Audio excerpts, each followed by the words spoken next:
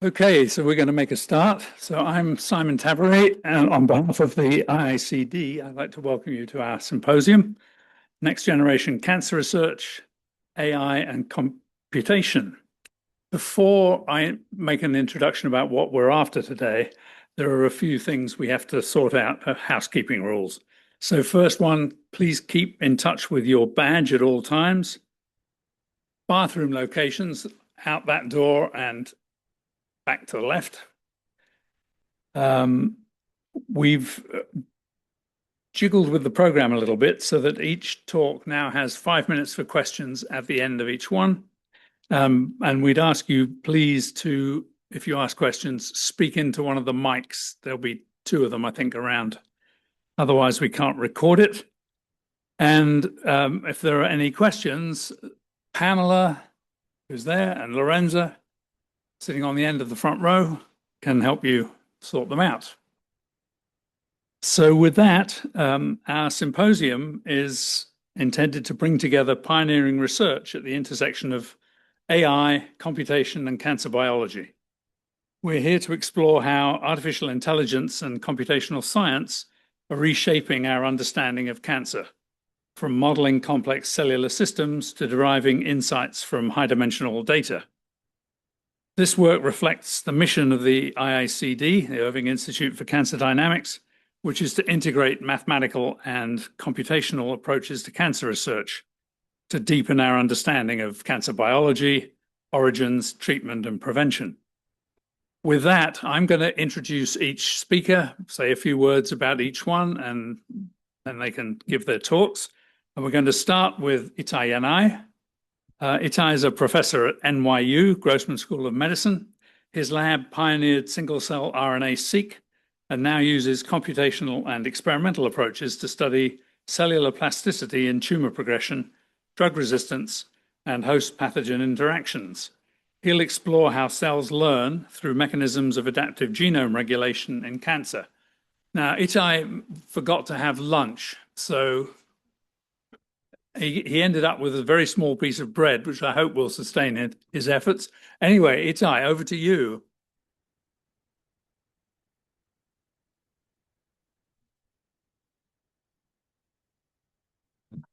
Thank you. Can you hear me if I'm like this, or would you rather use the mic? Up to you. Nope. Use the mic. Yeah, the mic is... Oh, okay. Hey, everyone. It's so nice to see you all. It's a pleasure to be here. I want to trouble you with the following question. Can a cell learn? Can a cell learn in the sense that we maybe expect a neural net model to do some learning? Like when we do large language models, there's some learning. Can a cell learn? And in particular, I want to introduce you, thank you, to a model that we're testing now. And it's really just the start of the road, but I'm so excited about this model that I'm already talking about it, even though it could be completely wrong. And now let's say you're interested in the question of can a cell learn, but you're asking like, what does that actually mean? Because if you put a cell into 1,000-degree Fahrenheit, then it must explode, right? There's no way out for it. And in contrast, if you put a cell in a condition where there's a lack of oxygen, so it's a hypoxic condition, well, then it has a program for that. It just induces the program. So what needs to be learned, right? Well, what I want to argue, and the model that I'll show you does that, is that there is an intermediate, a very wide intermediate set of conditions where cells do not have a program. The input condition has not been seen before. And yet, in a sense, it would be sad to die because, in general, but also it's sad to die because the cell has all these pathways, it has all these components. It could induce them and then get out of this trouble if it could only figure out how to induce them. And so the model that I'll tell you about is actually about a component that many of us know in biology. It's called AP1, the June-Foss transcription factor system. You know it? And it's been studied for over 4 decades, but I want to propose an entirely new concept for how it's actually working. I think it's a way for the cell to learn which genes to express using its inherent combinatoric properties and a feedback for reducing stress.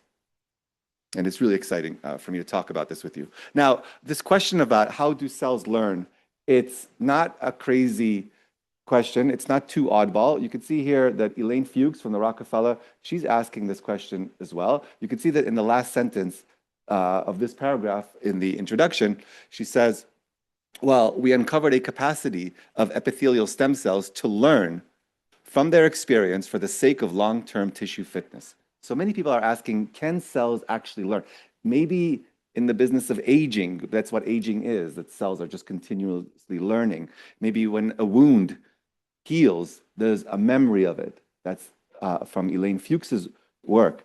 Maybe cancer cells can learn to reinduce a learned behavior with the reintroduction of a drug. Maybe in the brain, our neurons have to assemble themselves in pathways. In other words, there are many contexts where cells need to learn. So how do they do it?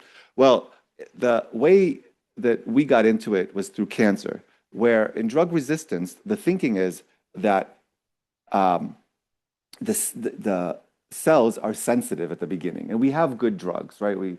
We as people invest billions of dollars to get good therapeutics. Unfortunately, we die of cancer because the drugs don't work anymore. The cells become resistant. And so that's one big question is how do cells become resistant? And so the experiment that we did was a dose escalation. I want to tell you about this experiment I won't tell you all the details because it's been published, but I'll tell you the important details so you can understand what inspired us to come up with the model. The way we did it was this. We took a cell line. It doesn't matter which one because we then repeated it with many different cell lines, but in this particular case, it's an ovarian cell line, and we gave it a drug. It's not really important which anti-cancer drug we gave because we tried it with many different drugs later and we saw the same behavior. But in this case, it's a PARP inhibitor called olaparib. We grew up the cells and they take 6 days to grow.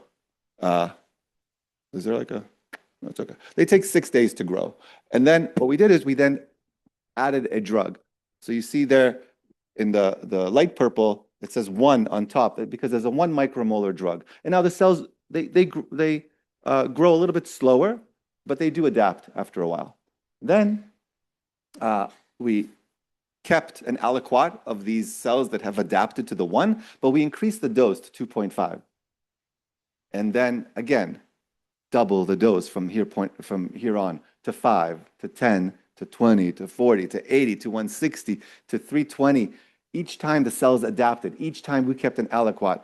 We felt like we could keep doing this. We felt that the more you challenge the cells, the more they register. Like it's not obvious to them. They now have to adapt to a new dose, but they do it.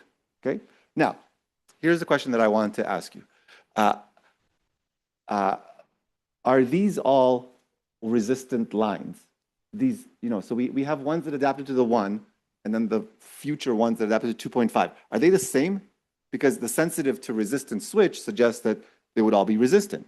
So here's the one way to look at it. This is a cell viability plot where you can see on the left, the cells are at 100% because there's no drug.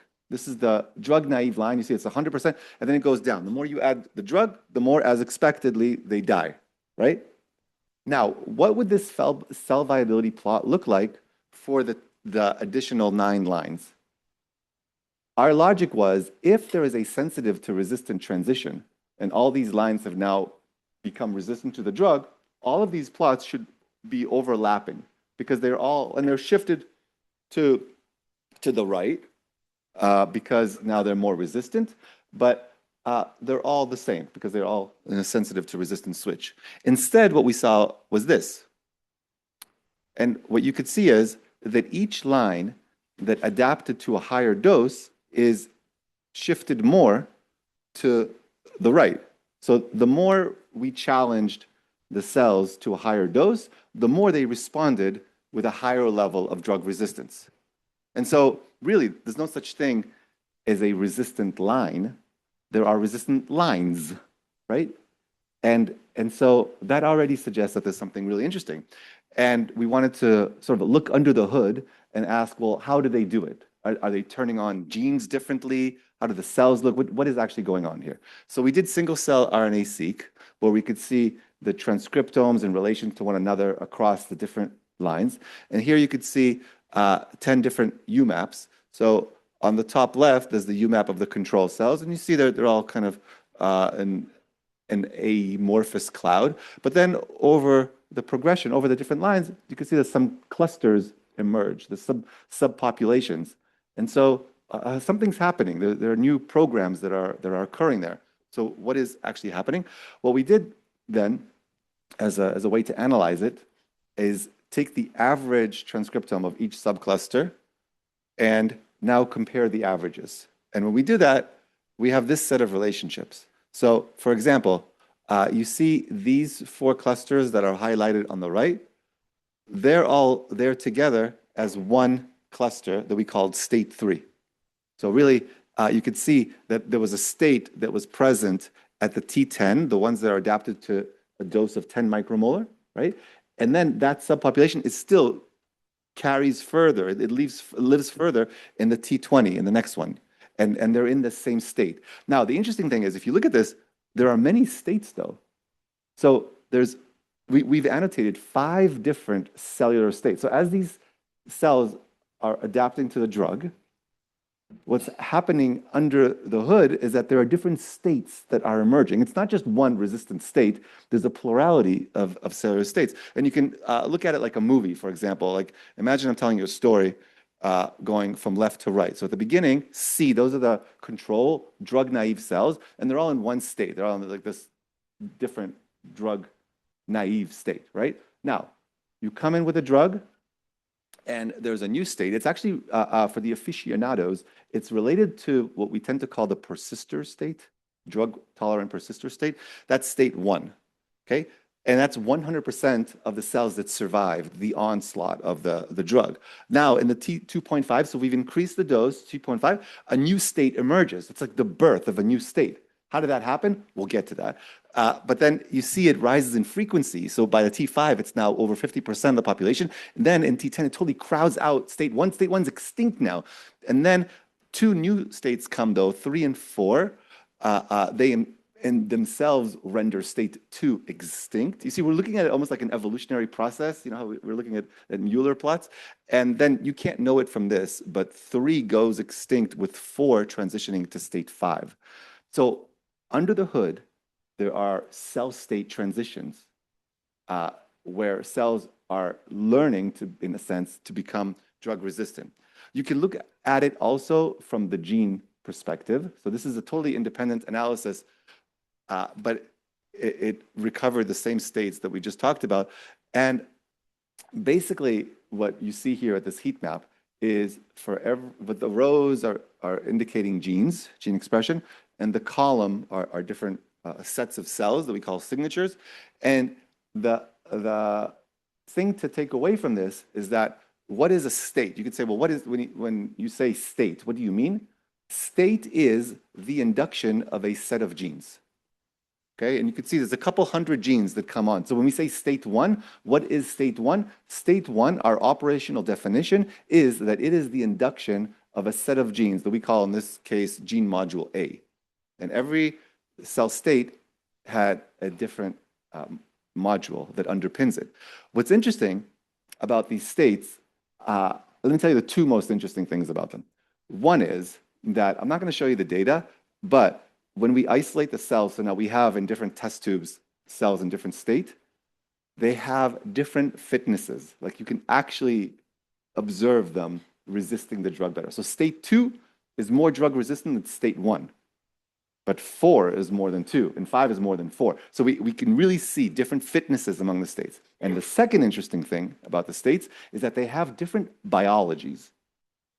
The sets of genes that are coming on are really representing different pathways, where the initial state is still in a differentiation mode. You can see there that there's keratinizations and adherence junctions that are enriched in state 1, and which is underpinned by module A. And then there's an epithelial to mesenchymal transition that's captured by the middle states. And then there's a complete reorganization of metabolism. Pentose phosphate pathway 2 comes on in the later states. Okay. Now, what did I say so far? I said, well, if in contrast to all models of drug resistance that have to do with a sensitive to resistance switch, here, what we're observing is a resistance continuum. It's really, there's no just one resistant state. The more we challenge the cells with the drug, the more cell state changes that happen. And these had different biologies and different levels of fitnesses. What we say fitness is really just an ability to resist the drug. Okay. So now, that was just the background, you guys. Now, what I want to ask you is, what is this? What did we just see? And the interesting thing is that what I want to argue is that there is something interesting happening at two levels. One level should be obvious to us. The second, I think, is anything but obvious. The obvious one is that we are seeing natural selection at play. Why is it natural selection at play? Because what happened, and we have a lot of evidence for this because we sequence the genomes of the states, so we see the clonality. What happened is there's a population of cells. There's going to be a subpopulation that's different. That subpopulation has a different correlation with survival than cells of other states. This state is heritable. And so whenever you have a population with variation that's heritable and a correlation with survival, that is the definition of natural selection. Natural selection, like a universal law, must act. So in a sense, this is natural selection, okay? A state was born, and then that state was selected. No, so there's nothing heretical about what we're seeing. This is completely within the dogma, okay? The second thing is, you ready for this? I think a really interesting question that emerged was, okay, a new state emerged and was selected, but how did that cell state emerge? What is the origin of that cellular state? There's a lot of evidence that there's a genetic basis, a mutational basis for the origin of cell states. The evidence that we've been accumulating is that the cells can do it without recourse, without dependence on mutations, actually. That there's a strong epigenetic, non-mutational, cellular plasticity, whatever you want to call it, but without mutations, a new cell state can emerge. And the way we started thinking about it is that really think about the genome as a vector where every single one of the 20,000 genes can be off, let's call it blue, or on, let's call it red, right? You see those vectors? And there are transcription factors and other regulatory factors that are controlling the expression levels of these genes, right?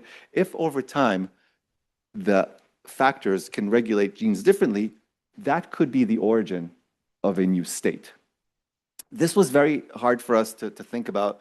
I'm very enamored with the work of Jacob and Monod.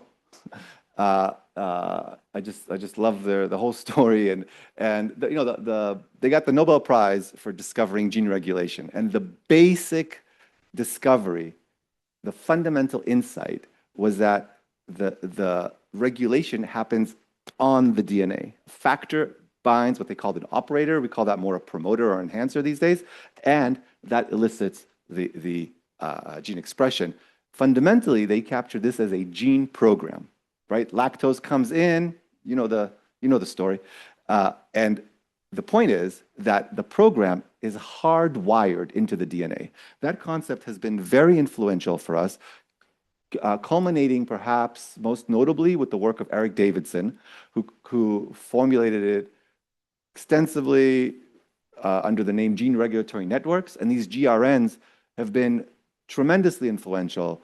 A lot of us have been trying to identify them, particularly in development. There was this kind of like ethos that what we should do is try to figure out the grand gene regulatory network of the species. Like, how does it develop? There's a program. Let's figure out this regulatory network. However, there have been voices lately that maybe this is not the only kind of regulation that happens. Most notably, I would say here in Colombia, Saeed Tavazoui, who's in this very campus, right, published a paper in 2018 about the notion of stochastic tuning. And the notion there was that the cell can adapt. So a new state can originate where each gene tunes its expression by trying to optimize the health of the cell. So they imagine that, let's say we're the cell, we're inside the cell. Let's say there's a barometer on the wall, and that barometer captures our health. And so if we're in the red, that means we're very unhealthy, but in which we should try to bring it down. So in his model, every gene is tuning itself. Let's say, I'm a gene, so I'm going to turn myself on, but I see, I turned myself on and the health got worse. So no, stop that. But bring it back, and then maybe, you know what? If I'm at a little bit, that actually is the best for the cell. And his notion was that if every gene does this, then over time, the cell will arrive at that state. You get it? Good. So it took us a long time. We were aware of this for a long time, but nothing sunk in until we had a kind of what I call a night science moment, like a moment of inspiration where you're like basically saying, how stupid could I have been? And we realized that we had published a paper 6 years ago where the whole point of the paper was that every time we look at a population of cancer cells, be it from melanoma or from pancreatic cancer or whatever, every time we take a population of cancer cells, there's always a subpopulation there that's expressing a program that we call the stress-like state.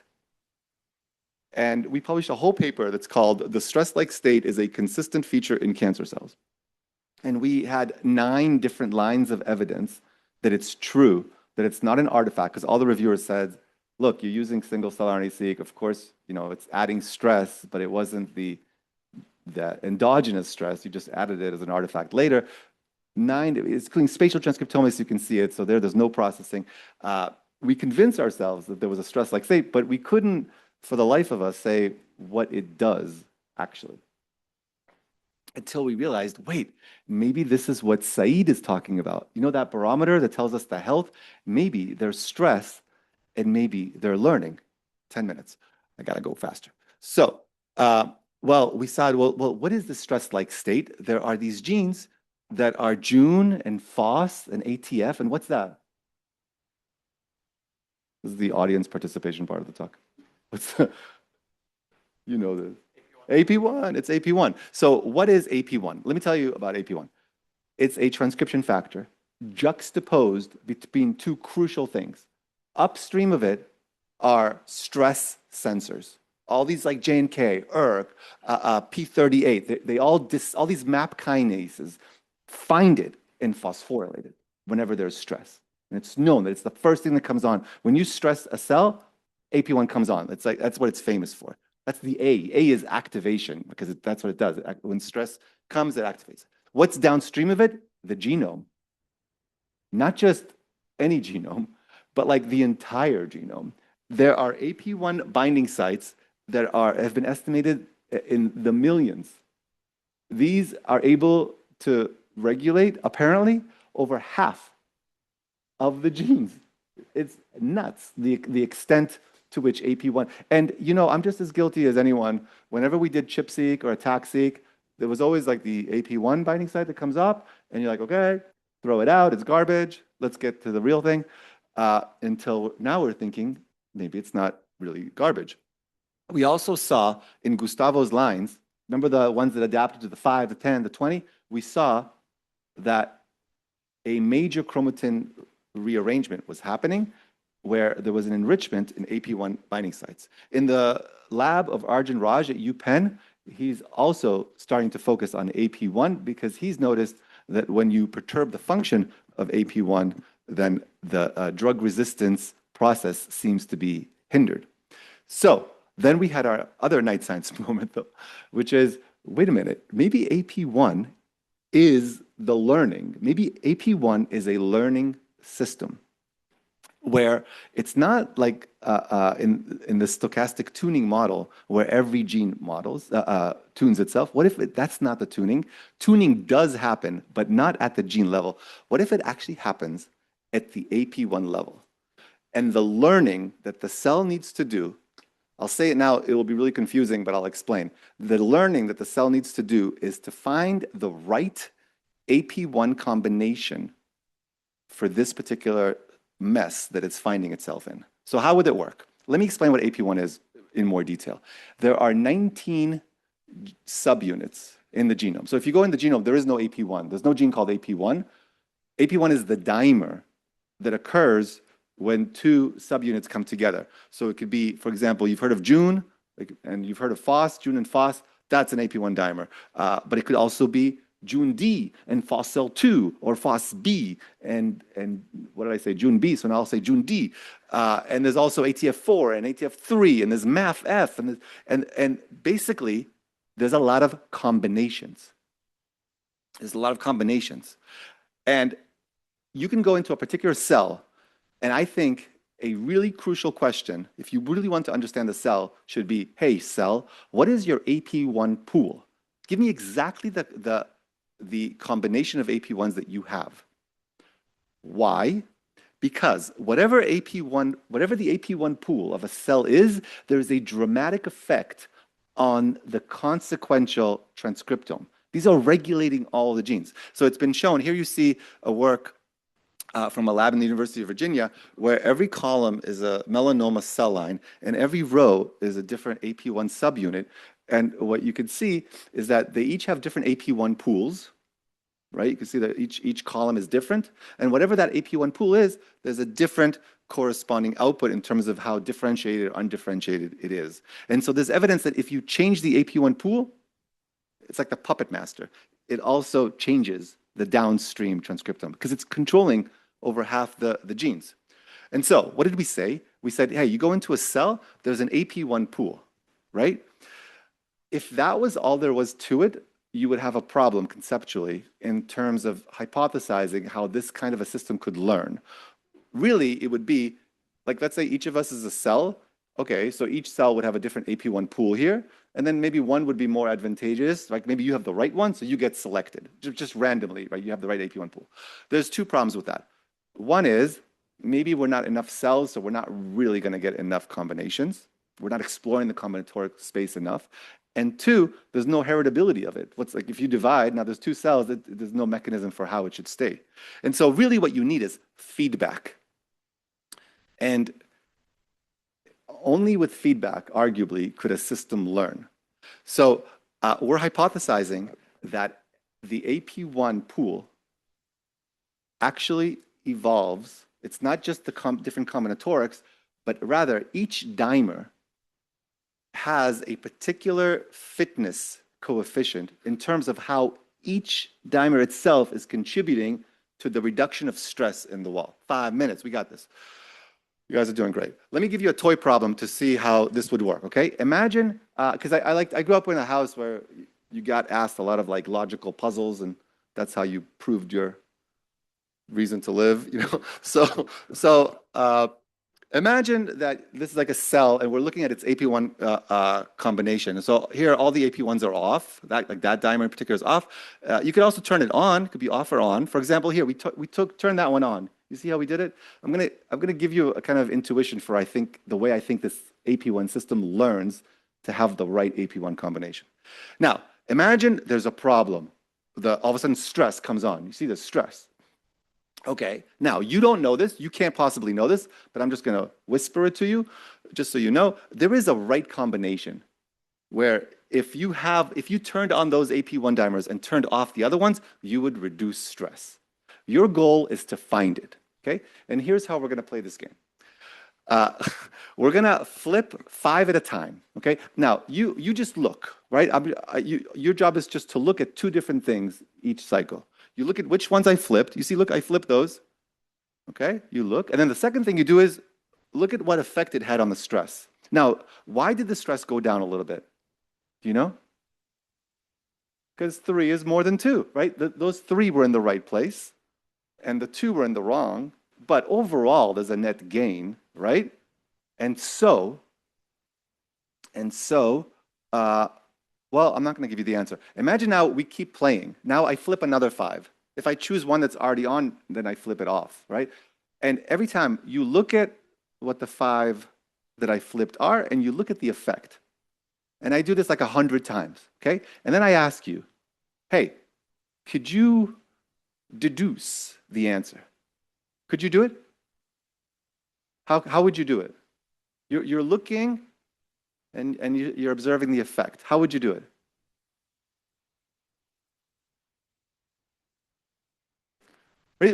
I'm not going to call on anyone. It's like my promise to you. But raise your hand if you think you could figure it out. Yeah, she thinks you could figure it out. You don't think you could figure it out? You totally could figure it out. Okay. Yeah, right? I'm not going to call on you because that's the promise that we made. But here's how you would do it. You would say, well, those 5, they need to get a cookie. They did, bless you. They did something good. They need to get a cookie, right? Because overall, they brought the stress down. So you can update your belief. In other words, each dimer could have a certain belief of whether it should be on or off, right? Each dimer could get feedback for how well it's doing. And overall, the system could learn. So what we're hypothesizing is that each AP1 dimer, this is our best job at trying to draw it like a little computer. See how it's like a little computer?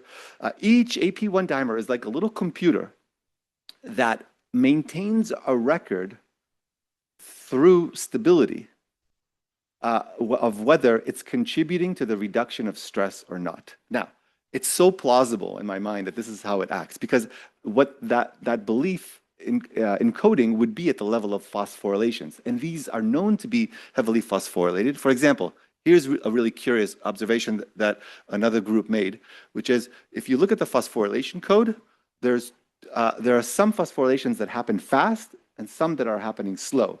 So temporal dynamics are occurring. The dimer can record fast things and slow things. And so I'm modeling this with my group, and actually we're learning a lot through the modeling of it. What did I say overall? I said, hey, imagine a cell is put into a condition that it's never seen before. It has no evolved program. What can it do with no evolved program? Can it find a new program? And I said, well, look, 2 things could be happening. It's got its combinatorics. AP1 is giving it a lot of levers, right?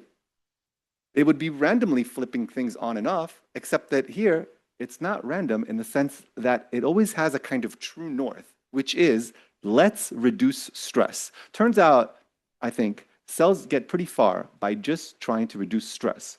And we should all learn from that. Like at any given moment, just introduce some noise through AP1 combinations, and then each AP1 dimer needs to get credit. In other words, it's like a credit assignment problem. I'm trying to use some AI terms. There's feedback. I didn't talk about it, but there's also a mechanism for memory that we're investigating. So that's what I said overall, and I'm very glad that you guys were listening. Thank you.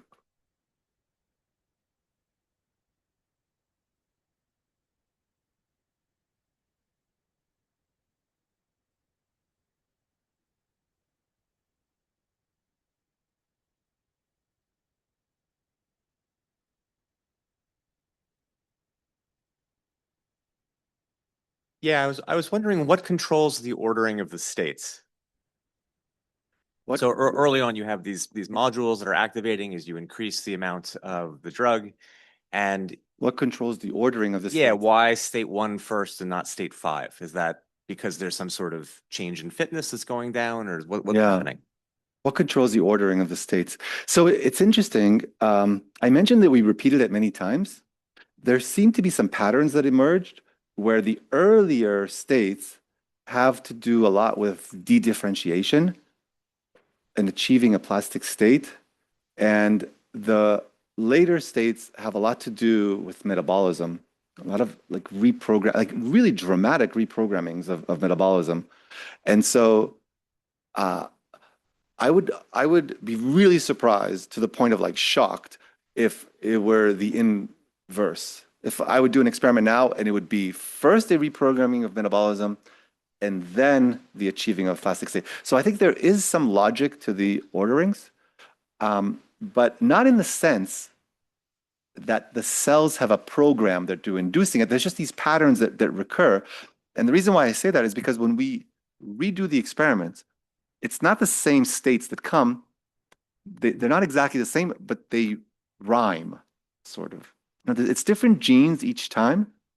And that's something that I think many of us in the field are encountering where for example, when we say EMT, there's a paper by Cook who saw that if you look at all the EMT modules that have been proposed, EMT, epithelial to mesenchymal transition, is a very kind of common thing, and yet there is actually no consensus on what EMT is. And every time it's a little bit different.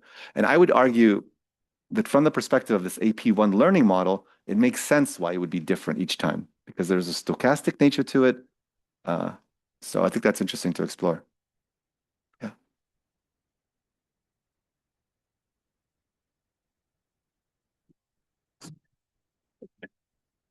Also, if you have more bread, then I guess in a similar vein, do you think that if you mix, for example, resistance state, the state in the middle with the state at the end, yeah, under normal circumstances, which one is more fit? Oh, absolutely. That's an easy one for me. The state at the end is much more fit, and we've done that experiment. Really? So they really have different fitness levels.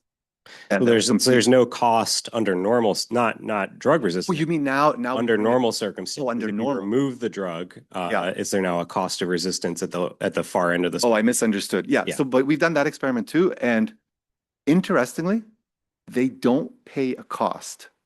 So even without the drug, the fifth state is better, and that's really curious because a lot of evolutionary cancer biologists have made this assumption that the resistant state is not as competitive without the drug, and we don't see that experimentally. Interesting.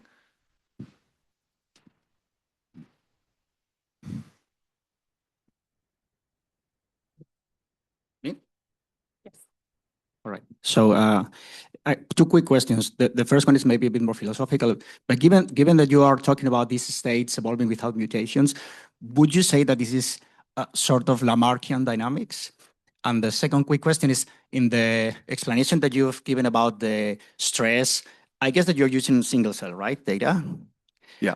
So because those genes are familiar in some analysis that I've done, they also correlate with long non-coding RNAs and some other genes like fingerprint genes.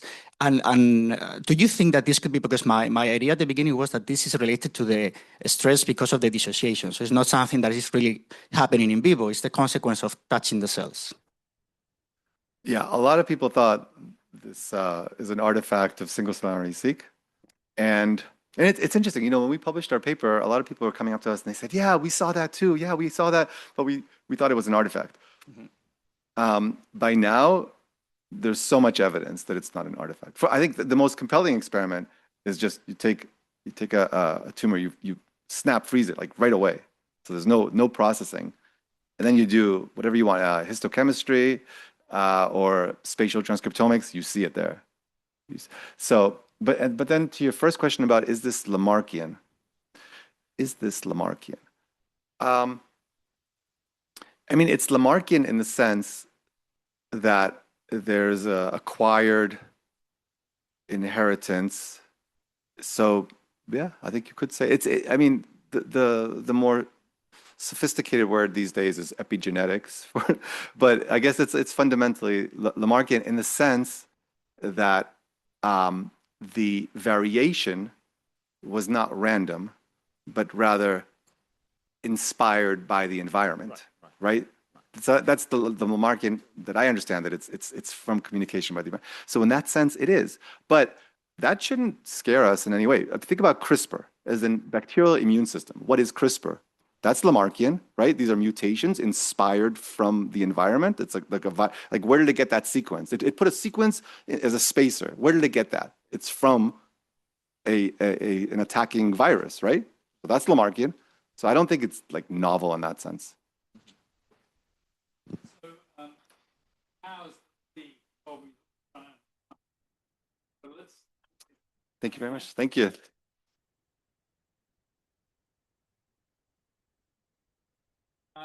Second speaker is Andrew Blumberg. He's the Irving Professor of Cancer Data Research at the IICD, Professor in Mathematics and Science at Columbia. His research spans algebraic topology, computer security, and geometric data analysis, with a focus on genomic data. Today he's going to tell us about how frontier AI models can be evaluated for mathematical research. Thank you, Andrew. Over to you.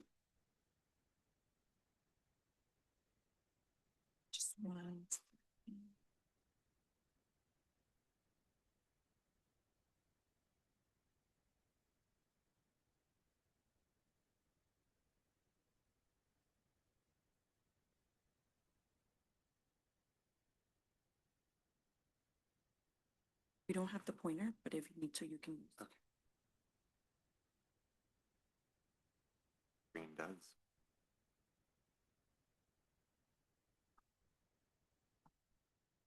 Awesome. Thank you. Okay, so I feel a little bit awkward. This is an outlying talk in the sense that there will be, I think, very little mention of cancer or genomics. But what I will tell you about, I think, is exciting. And this is an effort that I've been part of to evaluate in an honest way what the capabilities of frontier AI models are. Oh, thank you. For the process of mathematical discovery. And to do this and I think that this is an interesting task. I mean, in some part of my life, I'm a mathematician, and I think it's an interesting task from that standpoint. But I think this is an interesting task because mathematical discovery is, synecdoche is a good example for a very wide range of scientific and intellectual tasks one might want to use these models for. And so I want to describe how this went. So maybe to start, to give a context for this, it's worth saying what it is that mathematicians do. There's this sense that maybe what you do is you solve problems. There are these problems and you solve them, and if you solve lots of them, you become famous, and if you solve fewer of them, or you don't. And that's really very little of the enterprise in some sense. And in particular, a good example maybe to think about is Fermat's last theorem, right? There's in the New York Times, there was this big surge of attention when this thing got resolved. No one cares about the actual statement of the theorem. It could have turned out either way. People would have been equally happy with that aspect of things. What was important, why people were excited, is that Andrew Wiles and Richard Taylor invented this massive apparatus following work of Taniyama and Shimura to solve this. And the massive apparatus is interesting and led to hundreds and hundreds of other new things. And that's the core activity, not the solving of problems. If I came down from the mountain with tablets with the truth of every mathematical statement on it, but no other information, no one would care. Or for the most part. I can think of a few questions where you really, maybe in applied math, where you really care about the answer and not how we got there, but not very many. It's hard. And so what people do is construct new frameworks, new conjectures, and when you think about what a journal editor does, correctness is a part of it, but most of it is novelty and interest. That's most of what you do, you're assessing. Okay, so why can we see all of this kind of? Let's see if we can. There we go. So what we have is this effort is called first proof. And what this is about is trying to evaluate, without the immense amount of hype coming out of the AI companies and people who are captive to that, questions about how AI, and when I say that, I mean frontier large language models or harnesses built on top of them, can assist with mathematical discovery, can assist with refereeing and service, and thinking about its role in pedagogy. And again, the intent was to do this for people who have experience with scientific discovery and are not working for the AI companies. And there are two distinctions I want to make there. One, of course, the AI companies are bad actors. And, of course they are. But the other thing is that the example from programming is very unrepresentative. right? These large language models are rolling up the task of programming and making it very different. And this is interesting, but programming is fundamentally unlike scientific discovery. There, if you invent something novel, most of the time you screwed up. And primarily, one cares about the output and about the function of this engineered artifact, not how you got there and what that led you to. Right? It's just a different thing. And so that example, it's easy to put, if you are a programmer, it's easy to put a great deal of weight on that example, which is maybe not so relevant. Anyway, so the goal was to evaluate this stuff. So how did we do it? So there's a team of people. There are like 10 of us. I think I am the least distinguished person on the team, but we had a Fields medalist and people who have won the MacArthur Prize and things like this. So very eminent people. And all across mathematics as best we could. And the process was very simple. Everyone took a paper that they were working on that wasn't on the archive yet, that wasn't published, that wasn't available as training data to any of the models, and pulled out of it a lemma or a proposition, something shortish. That could be solved in a couple of pages, 3 pages, 4 pages, something like this, and that we all knew how to prove. And and hopefully there was nothing, there was no talks about it. And these things, from the perspective of a working mathematician, for the most part, these things are pretty easy. I want to be careful here, right? Like the things that the machines can do is astonishing, but at the same time, these were easy problems. And in the sense that I think it would take, for most of them, not all of them, but many of them would take someone a couple of days if they knew sort of the area. And then the protocol to test, and this is something to be careful about, was a one-shot protocol. Give them to the frontier model, do not iterate, and do not have a dialogue. Just because it's even though the way people use these things involves a dialogue, it's very hard to evaluate that in a good way at the moment. And then we, looked at the output and we tried the open at ChatGPT, and we tried Gemini, and we tried DeepSeek, and we tried various things and see what happens.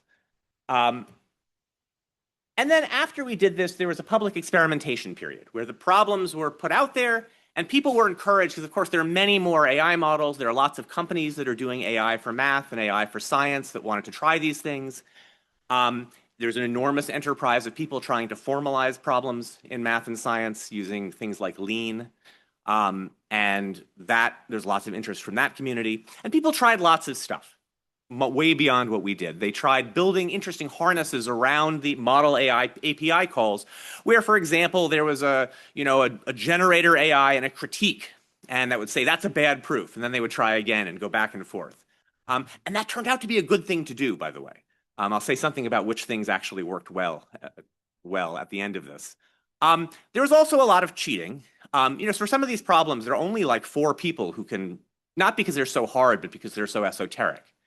And without being specific about names, at some point, one of the people on the team got calls from essentially everybody else in their little discipline who was like, hey, this AI company called me and asked me to help critique the proof. And I mean, because of course, there's like a lot of effort. There's a lot of sort of PR management having to do with we were very worried that, OpenAI would tweet, oh, math is solved. We got 10 out of 10, right? And it doesn't matter whether it's right or wrong. So there's also lots of cheating of various kinds. Cheating is not the right word, but I'm not very interested in what happens. If I prompt the model through a solution to a problem I know how to solve, that's very different than if I'm using it for a process of discovery. And it's hard to delineate that.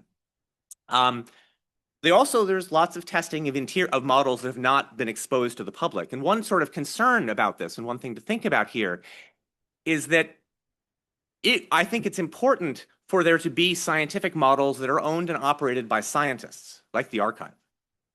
One of the problems with this is these models, all of these things are owned by the AI companies who do not have any incentive to at all, or, again, people have various incentives, but the companies have zero incentive to make these things useful or good for scientists. They're doing this now as a prestige effort, which is why, and a PR effort. But how this goes in the future is unclear, and is a source of worry. And then there's all this auto-formalization stuff, which is more of a math thing than a general science thing, but it is super interesting. Also bad, but super interesting. Not bad, but didn't work well. Talk about that. So some observations. On the one hand, it was kind of amazing. Like the model solved, I would say, at the end of this process, could solve about half the problems. So we got them to solve 2. But when the best effort came from someone named Tony Feng, who's a mathematician, his group at Google built something called Alethea, which involves this sort of bouncing back and forth process internally on top of Gemini. And that got something like 5.5 of the problems, with proofs that could have been published in a journal, except for their citation practices, which are appalling.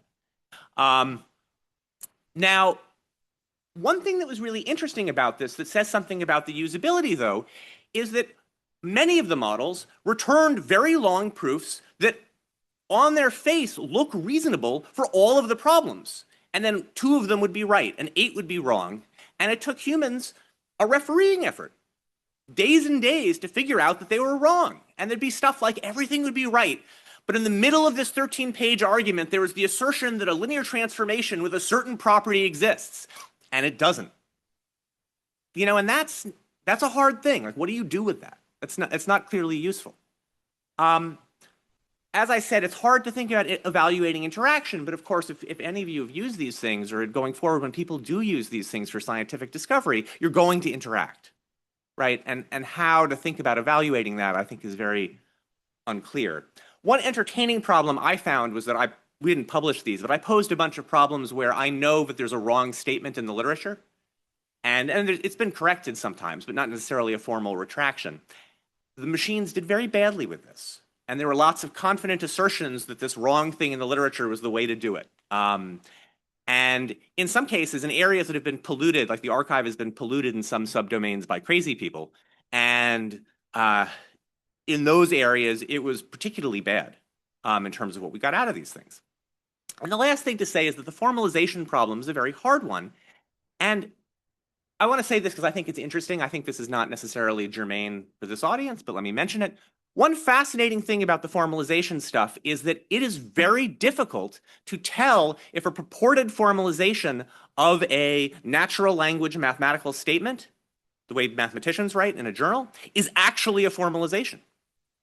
We received many correct formalizations of something that had nothing to do with the statement being formalized, but it was very hard again. We had to call experts on formalization who took days and were like, actually, this isn't quite the right statement. And of course, the formalization people often say things like, well, you just will work in lean from the beginning. But, you know, we'll see what the future looks like. So there are many interesting things that came out of this experiment. So we're doing a next round that was announced on Saturday for Pi Day, where this is more formal. So the first round, we didn't have a formal evaluation, really. This is more of an experiment. But the second round, there's going to be 10 more problems. There will be anonymized refereeing by people who will referee both human-produced and machine-produced solutions, and an editorial board that will, go over these and write up a report on this. And, we're probably, or I think at this point we have decided, we're only using public models for this round because you just can't, it's very hard to evaluate internal models, but it is interesting because the internal models for science are much better, especially at Google, than what they will expose. And you sort of know this, right? Because they're very interested. At DeepMind in particular, people were very excited about getting a Nobel Prize, as you can imagine. And so there's been lots of internal pressure to get more, And so anyways, but it's hard to know what to do with those. So on the other hand, one of the things that comes out of this is thinking about what would we really like if you imagined for some reason that these companies were building things that were actually aimed at scientific discovery. And some of these I think are relevant for a genomics and biology audience. Some of these maybe less so. One of the things we'd like is automated experiments. There's lots of stuff in where it's very hard to generate examples, very hard to generate model systems. We sort of know how to do it, but it's very laborious. And it's immoral to try to pressure your graduate students to produce as many as we would like. And so having automated generation of these would be a big deal.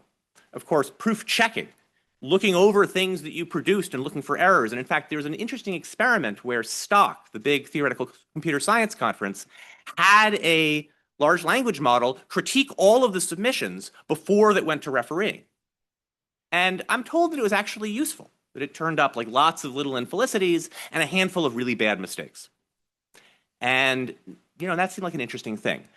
Calculation assistance, there's lots of stuff where you do long bits of algebra and, you know, many mistakes have entered the literature because it's hard to get this stuff right for people. Another kind of thing is refereeing support. This is, you know, the refereeing system is collapsing in mathematics. It's not as bad as in machine learning, but it's bad. And even if it wasn't collapsing, having top mathematicians spend years of their life refereeing papers is not obviously the highest and best possible use of their time. And this is very broadly true in science. And having that, thank you, and having that compressed, I think would be good. One thing that's more interesting is that, and you know, this is, sorry, I shouldn't wander around. This is very broadly a problem, is that, you know, when David Hilbert put out his problems, it's probably fair to say that he understood most of what people understood about mathematics in some level. But no one understands things like that now. You know, to some degree, if you deal with people who were educated in the Soviet Union before it collapsed, they seem to know everything. But even those people know, you know, some fraction of stuff. And this means that you hear all these crazy stories. I recently heard something where some guy was visiting his partner who said, oh, come to this seminar. You should just come. It'll be boring, but you know so-and-so. So he's sitting in the back reading a newspaper. And at the end of the seminar, someone posts an open problem and it's like, yeah, we can't solve this. You know, it reduces to this thing, but no one knows how to do it. And he realizes that, you know, he's never heard of this field before. But in his field, everyone knows how to do that. And they have since 1970, and it has a name. And so at the end of this, he gets up and, you know, and then they have a publication in the Annals of Mathematics that resolves this important conjecture in one area because there is a pattern match. And there are lots of examples. I could tell stories for the remainder of my time of this kind of thing. And that's something that these machines are going to be really good for, right? Because at a casual level, they know everything. At a deep level, like, who knows? But at a casual level, and figuring it out how to structure that so you can make productive use of that, I think is a very interesting question and not one. I mean, we don't know how to do any of this yet, but sort of it'd be good to make progress on it. And the last thing is that, you know, I care about mathematical proof because I do. And I think that mathematical proof is an easy place to start because there's nothing physical about it. All right, it's just, you know, you can just do it.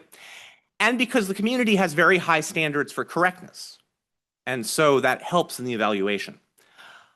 But I think this is actually a very good model for lots of kinds of intellectual production, both broadly in science and also even outside of this.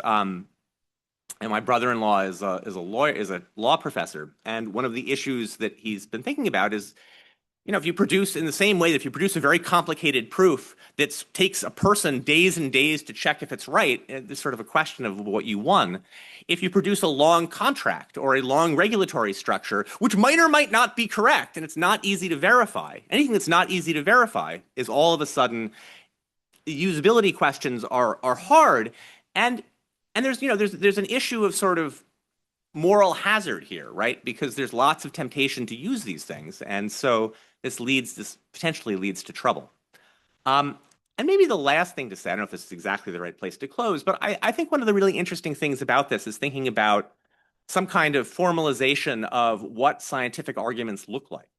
That's not the level of whatever statistical regularities are being pulled out of the tokens, and also, you know, not the level of we will have an axiomatic system and formal steps, and each step is deduced from the next one.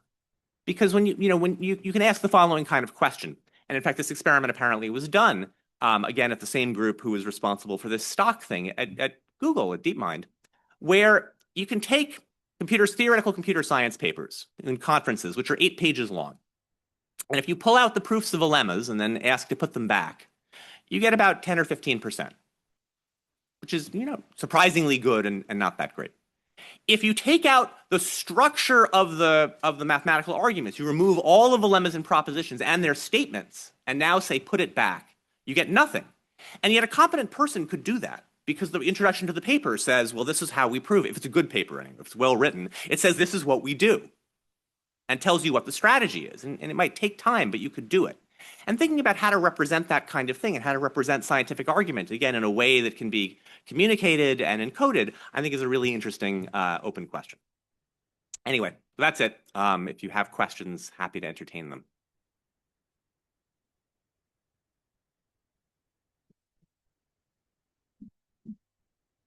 That was cool. Can I ask you a question? So in all of the whole premise was that the mathematicians bring outstanding questions and the AI tries to answer.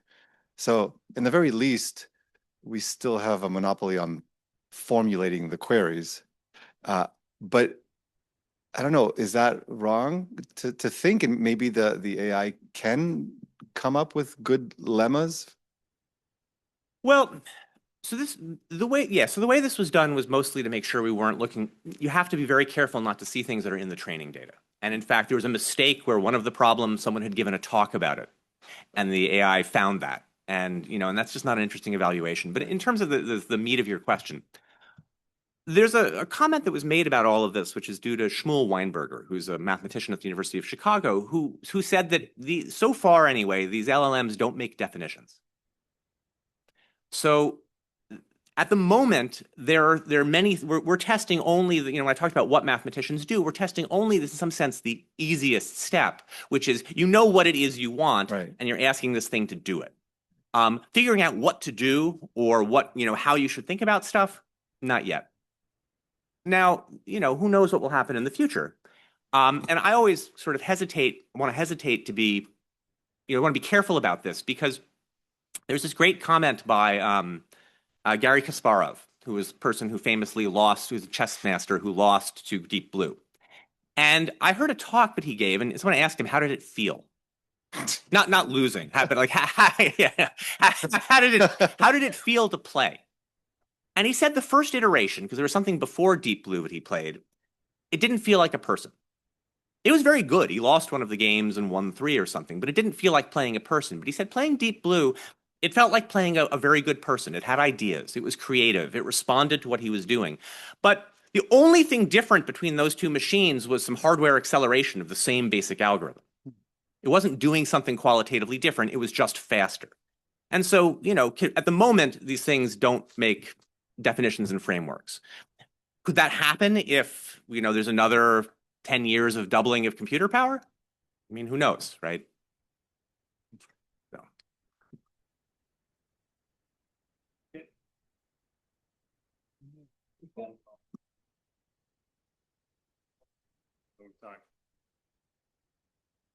Kasparov also said for a long time that these engines ultimately weren't that strong, but sort of the combination of a human chess player and an engine, that was sort of the optimal thing. And I think that has been proven very wrong. So that could also hold for math.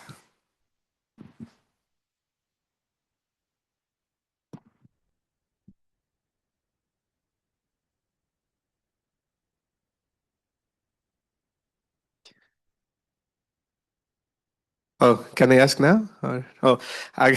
Great talk. So I was wondering, what's the status in like other fields, not mathematics, like for example, automated review in biology, where the AI will check if the claims are substantiated by results in the paper, if all the alternative hypotheses are tested, and so on. So how far are we from that? What do you think? I don't know. I think people should do that. I mean, I really think that in some sense, I think that math is easier than lots of things, but I think that this kind of approach of having the scientific community, or some representatives of it anyway, self-appointed representatives of it, do this kind of evaluation for whatever subfield you're in would be a big deal.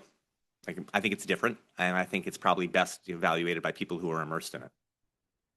But who are not, again, one of the issues is that I don't know what's going on generally in science, but the number of mathematicians who have been paid by the AI companies in one way or another is a monotonically increasing function, and it's going up fast. And so it's harder and harder to find people who are not potentially influenced by this kind of thing. All right. Thank you very much indeed, Andrew.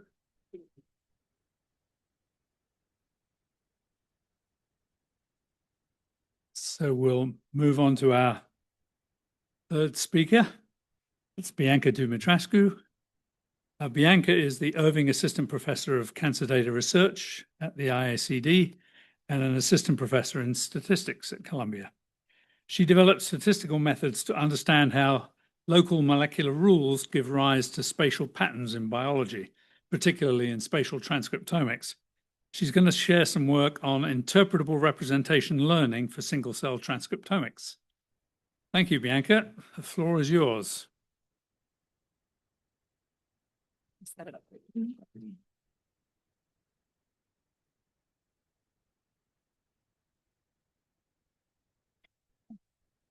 Thanks, Simon, for that nice introduction, for inviting me. These are some pictures to feel because all these talks were so inspiring. Thanks to the previous speakers for this very interesting exchange. So I'm really looking forward to a lot of conversations about this. What our group is doing, let's see if this works. Okay. Cool. Yeah, so I'm really happy to tell you about some part of the work that's happening in our group. We're very interested in building virtual tissues. The same way with Itai was talking about how do cells learn how to compute, how do they learn. What I'm very interested in is how do cells put together enable learning in tissues. So how does local interaction at the genomic level impact structural organization, and how does this manifest in the context of development and regeneration? We'd like to understand how shape emerges from simple rules, not only at the local level. One of the fundamental challenges in even beginning to think about what makes cells special and how do they interact with one another in dynamical settings is really thinking about a very simple statistical question. If I give you data from multiple conditions, can you tell me what is common across them and what is different? And in biology, we usually think about the first question. So like, what is different between conditions? You're probably very familiar if you have single-cell RNA-seq data collected from multiple conditions, or even before, if you collect bulk gene expression data across multiple conditions. What you really want to do is say, hey, give me a few genes that are overexpressed or underexpressed that make these conditions different. And what this is very important is because it can really tell us about conditions that we've seen previously. It tells us and can help us inform new experiments. So if you care about therapies or interventions, if you want to develop your next perturb-seq kind of protocol, this information is very important because it has to do with interpretability that you act on. However, there's a lot of situations where learning what's common across multiple conditions is also really, really important. And this is in the context of building virtual tissues that can recapitulate development and regeneration.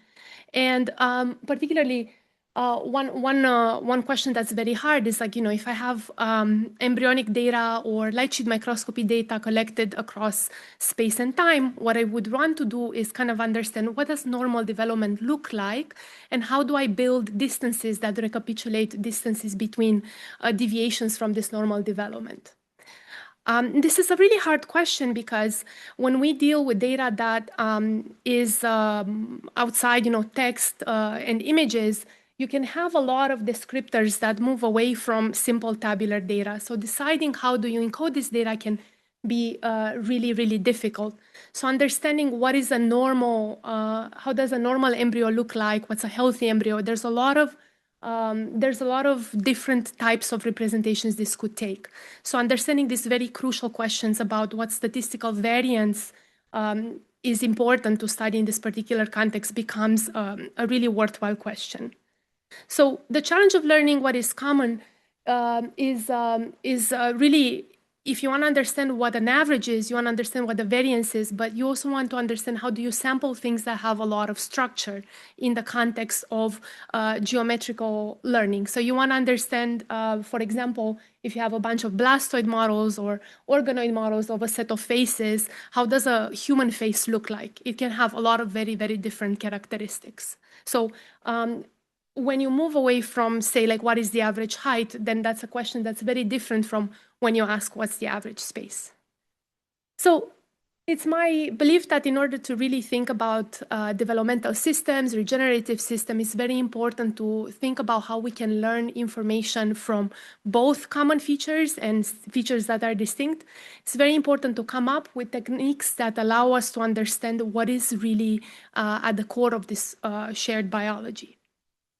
So in order to build systems that allow us to answer both these questions, there's kind of two things that need to happen. And the first thing that need to happen, you need to find the right descriptor. And this descriptor can be your favorite CNN architecture. It can be a foundation model. But at the end of the day, you need a map to go from your input data into a low representation space that captures something about this data that you care about. And this data can be very different. It can be, for example, a histology slide representative across multiple tissues, or it can be something that's a little bit more granular. So like at the tissue level, you might have access to data sets where you're looking at the fine geometry of a single cell. And it's very important that for whatever representation you are choosing in your setting, it's very important that you are very good at finding the right tools that allow you to align these different data sets, represent them in space that informs the spatial distribution of your data, and it allows you to make statements about interpretability and disentanglement. And it's representation and disentanglement that represents the focus of the talk, and I'm hoping that I'll be able to define some of these key concepts for you. So to align, represent, and integrate is a really difficult task. It's really exciting. We have a lot of different types of techniques that we can pick from. When we think about cellular biology, we can collect a lot of different modalities, and how we think about how these modalities relate to one another can really inform the type of statements we can make about them. In our research, what we're very excited about is thinking, how do we integrate a lot of this genomic data in order to ask questions that have to do with how some animals regenerate while others don't. And in particular, one of the questions that we've been very excited for the past 2 years in exploring is understanding how aging impacts our abilities to heal. And I've been very, very fortunate to work with some fantastic scientists. A lot of the work here is because of conversation with my colleague and collaborator, Yvonne Wapi, who has really got me very excited about thinking about wound healing. And a lot of the work here is also based on discussions with a fantastic postdoc in the statistics department, Yuli Slavuski, and my PhD student, Oz Becker. All right, so I made some promises. I told you that I'm going to define some questions. I'm a statistician after all, so I'm going to try to develop some of these questions a little bit more carefully. When I talk about representations, I simply mean that I have access to some data that's in a high-dimensional space, and I want to find a way to take this high-dimensional data and put it into a space that's a little simpler, smaller, but that still preserves a lot of properties of the original space. So I want to learn some functions F or G depending on the original type of data. So if I have a TAC-seq or a transcriptomics or metabolomics, maybe these maps are going to look a little bit differently. But what I care about is that the representations I'm learning, so this Z, U, and ZV in this particular plot, preserve something about the original space. And what this something usually can be, in a contrastive sense, things that have the same label. You would like a donkey that has green hair to be closer in space to a donkey that has red hair. So in this particular representation. So you just want to represent some intuitive properties, and this intuitive part very much comes from your experiment and the biology you understand and you want to learn.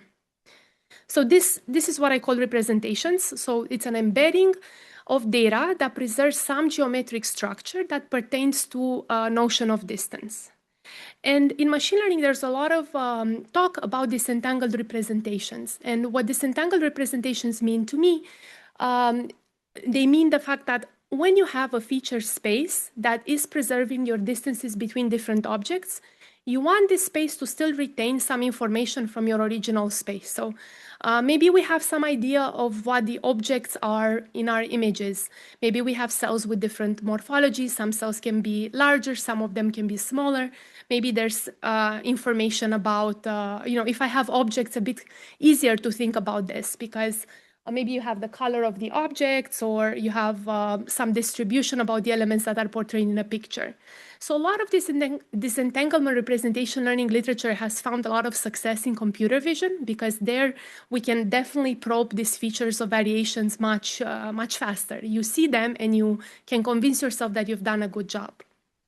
In biology, this becomes a little bit more difficult, because what we really want to do, we want to find some parts of this combinatorial space that's related to features that reflect underlying biology. So this might be cell cycle information, or they might relate to metabolism. They might be related to injury response, or this shifting of cell state that we heard about earlier. So, if you have some part of your feature space that's responsible for metabolism reprogramming versus the differentiation, those you would like to learn a latent space that can kind of speak to those properties in an ideal setting. So at the end of the day, there's quite a lot of papers that are trying to think and formalize these ideas. But at the end of the day, the way through which we relate these objects from data to algorithm are very similar. Say you have two modalities. One of them is tissue slide, and one of them is gene expression. So you get this data from two different scenarios. They could also be the same, like different tissue slides from different conditions, so treatment with a different type of drug. And your job is to kind of find a space that retains some original information from this. So what you do, you find your favorite encoder and the best encoder, and this encoder is able to embed and reconstruct. And you also do the same with your second modality. And the more you know about your biological problem, so for example, the more you want some level of interpretability, you might choose different types of embedding. So if you're working with images, you might be working with a convolutional variation autoencoder, or more recently with diffusion models. Those have been very exciting. And if you know something more about the sparsity view of your data, you might want to work with just some simple linear function that can really tell you which genes you selected or what features of your space. And when you want these representations to be related, one particular classical way to do this is just enforce that these two representations are highly correlated. So at the end of the day, if you use diffusion models, if you use attention, or if you use what you do at the end of the day is that you have two representations and you want them to be as correlated as possible if they reflect some similarity. What's very difficult about these particular tools is that they've been really, really good. We've been using them for the past 10 years across various contexts, from bulk gene expression to single cell to morphology. But a lot of these tools don't allow you to get reconstruction. So what you would want to say ideally is, well, if I have some data from one particular modality, I would like to be able to reconstruct this data. So if then some part of the missing data of the data is missing, I would like to be able to fill it in. And more than that, I might also want to fill it in with a particular condition. So for example, if the painter is an amateur painter like me, you might end up with this particular thing. But we want to do this in cell level space. So like if you have like drug treatment or particular different condition you have not seen, you want to be able to imagine your data in a new context using these tools. So there's a really, really rich history on how to, so the solution to doing this is, of course, make your model generative, be able to generate samples, not only project from your existing data. There's a very rich history in the literature that allows us to use simple building blocks to build up these high-dimensional narratives with structure. The oldest such building block, and my favorite, is probabilistic PCA. In probabilistic PCA, you start with the Gaussian space, and you sample data from this Gaussian space by passing your model through a decoder type distribution. And like I can't believe it's been already more than 10 years, but one of my favorite papers in the field is this paper by Emma Pearson, where they're thinking about how zero-inflated single-cell gene expression data can be modeled with very particular choices of probabilistic PCA. So the idea being here that you start with your very simple probabilistic PCA model, but then you also have your inductive bias. And inductive bias in this situation, you're saying my data is sparse, so I want to have a map that kind of masks some of this data. And then maybe I also want to have a linear map that allows me to interpret things properly. So one of the key things here is that it's a very minimal kind of change to the original probabilistic PCA, but we're adding some inductive bias that has to do with sparsity and linearity that allow us to model gene expression data. And in the past 10 years, there's been a lot of effort in incorporating really nice ideas from variational inference and from deep learning in order to kind of build on this probabilistic narratives and include more understanding of the fact that the biology is nonlinear. So a lot of the times, instead of saying, we're going from X to Z through a linear map, what we're doing is we're going through from Z to X through a nonlinear representation that has a lot of features we might care about. And of course, there's if I have data that's present from multiple conditions, there's a very nice extension to this particular framework, where you're saying, well, I don't have to pretend I don't know anything about this. Maybe I just say I have access to some label. So if I have data from multiple conditions, I can just consider this information about the condition as an additional label Y. So this changes the graphical model of this problem to one where you want to learn X from Z, from one where you can want to learn X from Z and the label Y, turning it into a slide supervised problem. So if I want to summarize these ideas in one slide, is if I have data that I'm only want to learn common structure about, I'm all the way on the left. So that's a SCVI kind of setting where you want to embed all your data into the same space. But if you have an additional condition that refers either to the same modality or a different modality, you would like to learn a representation that's condition specific. So why not do both? Well, doing both is quite natural. You can think about this in the context of just learning something that's called like private information. In conditional correlation analysis, this is known as private canonical correlation analysis. There are different ways in which people call these particular techniques. But the key idea here is that instead of just learning one particular common representation, you're also learning small bits of information that pertain to the particular modality at hand. And you can play the same game. You can have a generative model that's more or less interpretable and that illustrates the type of data that you care about. So if you want to have a better ability to generate realistic samples, you would use a diffusion model instead of a VAE, or you can use a lot of your favorite tricks and tips from machine learning. However, there's a very interesting problem that emerges from these particular questions, and that is, how do I make sure I'm not learning everything in the common space? So how do I make sure that the data that I'm learning is actually balanced between condition-specific and common across all conditions? So okay, this is good. This is, so in this particular setting, something happened with this. It looks okay now. All right. So one of the big challenges is like I want to make sure that I have a way to constrain my learning problem in a way that I'm learning both this common space that's separate. So kind of this entanglement space, I want to learn particular parts of the feature space that are informative for me. And this is where OS comes in. For the past 2 years, we've been developing Patches, which is a software approach for a machine learning approach and a software companion that is trying to solve this question of how do we make sure we're learning representations that reflect the information theory constraints of the learning problem. That means in a graphical setting, this simply means that I can learn a common variable z that's shared across all the data that I learn. And I can also learn a variable w that allows me to separate this information according to the problem at hand.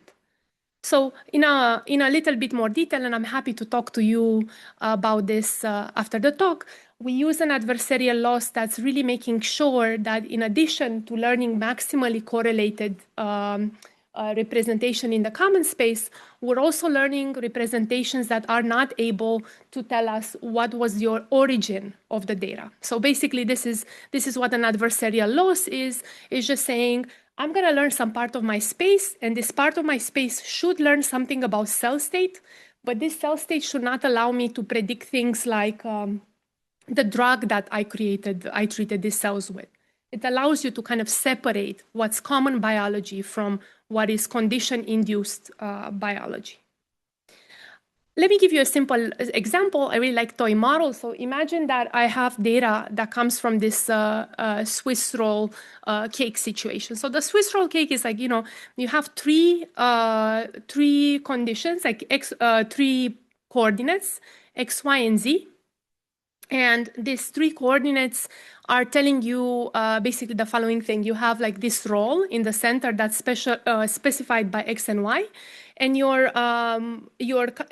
cutting your cake just in the middle according to one of the coordinates. So what you want to do is you want to know, like, if I were to project this data using SCVI, everything would kind of be merged. But if I apply a tool that's learning what's truly common in the joint space, I want to retain this swirly structure in the middle. This is exactly what Patches is doing. It's able to learn in this Z1, Z2 kind of space, is learning the swirly condition, whereas in the WW2 space, it can learn that there is a direction from your information that allows you to separate conditions. So that's all good. We applied this to wound healing data. So we applied this to mouse data from mice that are young and old. The experimental setting is that we observe these cells across a period of days. This is single cell RNA-seq. The treatment here is the age. It's not limited to binary labels. You could have continuous label, temporal labels. But the idea is that we want to find out what are the representations that are age-specific, what are cell type specific, without having to learn this problem separately. So what we do is we can see that if you apply Patches to this data, you have a latent representation that matches everything in a latent space. So the latent space that's common is just telling you that there should be some biology. Wounds should respond similarly regardless of your age, but there could be some particular cell types that are responding a little bit different to this. You can do the same analysis, and you can see that particular cell types are actually more affected depending on your age condition. So this allows you to revisit your combinatorial grammar and say, what are the genes that are making up the states that are most responsive to aging? What we found that Patches is better at disentangling conditions than existing tools. We particularly compared with Canvy SCVI, but we also compared with additional tools that exist in the literature, particularly multi-group VI and SCInsight. And what we saw is two things. So first, we saw that the metrics are very different. So whenever you have a problem like this, try different metrics because they tell you very different things about the geometry. But regardless of metric, Patches was able to learn more separabilities in conditional space by design than the common space. And what we learned is without this particular constraint, a lot of the methods were struggling to separate between these spaces. So our take home here was that the information theoretic condition really helped improve things. So Patches is here in orange, and y-axis is the separability score learned. So there's quite a lot of improvement. And of course, I promise you that we are thinking a lot about interpretability. So we can do these representations that separate between conditions, but then the question that we really want to do is, okay, how do I go from these UMaps to something that's maybe actionable? Ideally, I want to do a perturb-seq experiment on particular targeted genes to see whether I can accelerate wound healing or not. So if you like coffee at me, you probably look at this, like a lot of these maps in the morning, and to make them interpretable, you're thinking, well, what are some tools that I already know? So one of the biggest kind of recipes that we have in the statistical arsenal, and I agree that we have to work on this to kind of like develop them, is sparsity. So sparsity in this particular says like I can add some post hoc interpretability to deep learning methods by going from the latent space to an output space via a linear map.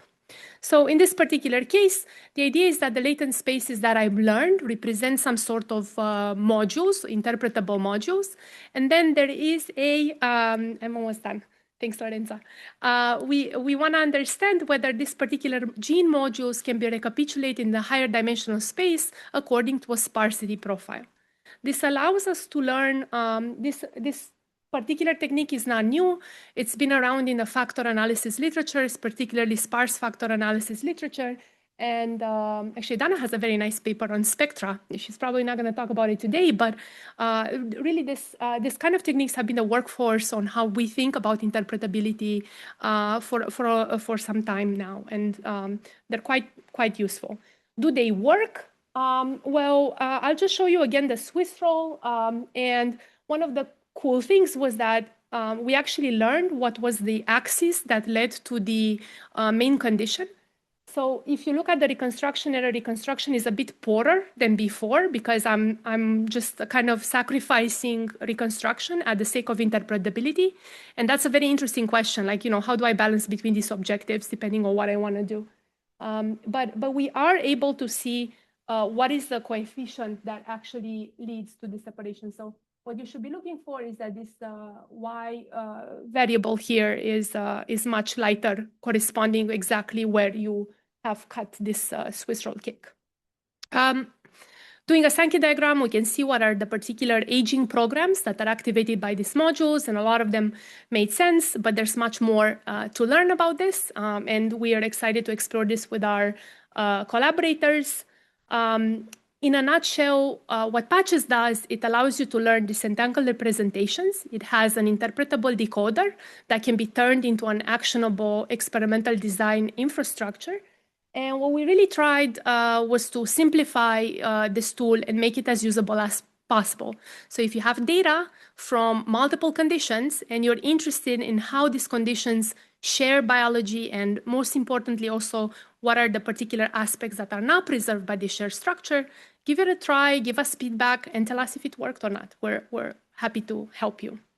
I wanna, if you care about mathematics and theory, we have a preprint that addresses more the mathematical properties of this particular structure. And I would like to share, I would like to thank my wonderful group. Here they are on the top floor of the statistics department. Come visit us. We love visitors, and thank you for your attention.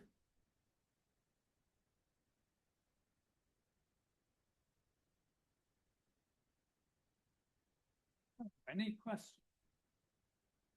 Start with you. And hi, I really enjoyed your talk.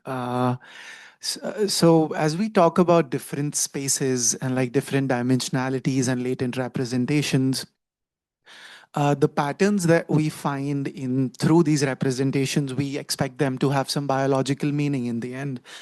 But is it possible that sometimes they could be false representations, which are patterns that are there because of the latent representation itself, but don't have a biological meaning behind that? Yeah, I think that's a fantastic question.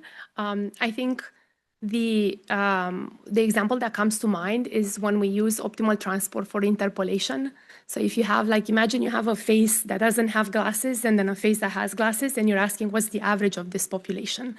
Like, how are we actually learning what's common between? What you want to learn is that there's an underlying face, and the face has some inherent geometry. But then what you see that a lot of these algorithms are doing, they will learn faces in their common space that have half glasses, which is like a non-idea. So one of the things that we've been trying in our new theory preprint is how do we think about reconstruction in a way that gets rid of that problem? So like, how do I make sure that my latent space is actually close enough to a point that represents something in my scene data set? Now, your question is great because the true challenge is, what if I'm reaching to a state that I haven't seen before in my training data? And I think we heard about this in the first talk. I think that's where the real kind of biological discovery happens. But we're not there yet. But I'm very excited about the fact that we can make these models a little bit more interpretable, one one regularizer at the time. But you know, I really take your point. I think it's such a fantastic question. It's just Thank you. yeah. Thanks. Anna first, and then Actually, the young ones. oh, okay. Yeah. Thank you so much. Great talk. So I had a question like how differentiable these representations are in the sense that if I make an infinite smell perturbation, let's say in a condition like 10 micromolar becomes 12 micromolar, or maybe you knock out a gene, you put a mutant in a protein. Is the change still small in the representations? Is it like differentiable in that way, or does it give something like very different? I think that's a fantastic question. The framework itself is a differentiable framework, including the interpretability module. My dream is to make it combinatorial. So right now, the interpretability module is still kind of sparse. You know, you select some latents, you turn them on and off. But I think what's very important, and this is something that I've been thinking a lot about, is also kind of like how to highlight combinations of the latent space. So I think, to answer your question, perturbations that are not combinatorially relevant are still going to be located continuously close by in latent space. However, there's going to be a little bit more challenge with interventions that affect combinatorial modules.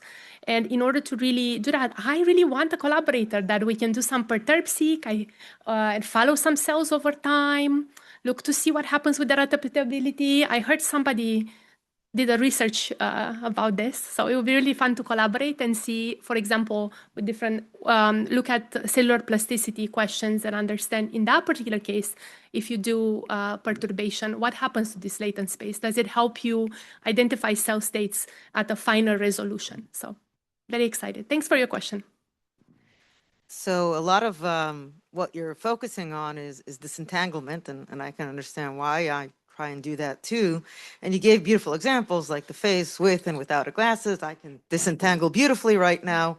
The problem with biology, it doesn't behave and it's not nice. And, you know, our problems aren't truly disentangled. And in your stress injury aging question, the major axis is a variation of injury, or the major axis is a variation of aging, and other factors such as genetic and prior injury further confound the algorithm. So you're working on this beautiful theory, which assumes, you know, orthogonality and disentanglement is possible in a system where disentanglement helps interpretation, but it's not, you know, truly mathematically possible. So how do your algorithms break when the orthogonality is wrong? Yeah, that's a fantastic question. Thanks so much, Anna. So I think part of why I was excited about working on this mathematical problem in a biological setting was actually we have the back of our fantastic collaborator, Yvonne. So we've been working on this problem from the beginning to kind of understand whether our modules are interpretable in that setting. What we want to do is think about this hierarchical representation. So right now, I think the main issue with the latent space is the latent space is not a hierarchy. Everything is flat and disentangled. And that's not a realistic assumption. I agree with you. What I think would be nice is to relax that assumption and consider hierarchies and understand how disentanglement is kind of like as you go deeper into this hierarchy, how is it lost? So I think rather than say this tool is completely useless because the biology is so complicated. No. But I'm thinking, this is something that I think a lot about myself when I think about these problems. I think for us, what was important is to start with the simplest problem that's a little bit more complex than probabilistic PCA and nonlinear probabilistic PCA. And we're building a lot of infrastructure because what we really want to do is this. So Yvonne's dream, and he got me on his team, is to do this kind of like end-to-end optimization protocol where you really want to understand how do you accelerate wound healing? How do you achieve synthetic regeneration? And in order to do that, and this is a fantastic slide for your question, you really want to understand, first of all, what is healing? Like, what does it mean that a signature has healed? So we don't currently have good fibrosis scores. We have some, like, but I think we really need to understand, is the transcriptomic space the right space to compute these distances? How do we talk about memory of the injury? You asked this yourself. So there's going to be a lot more inductive bias here. So I think it's going to be at least 10 to 20 more years of work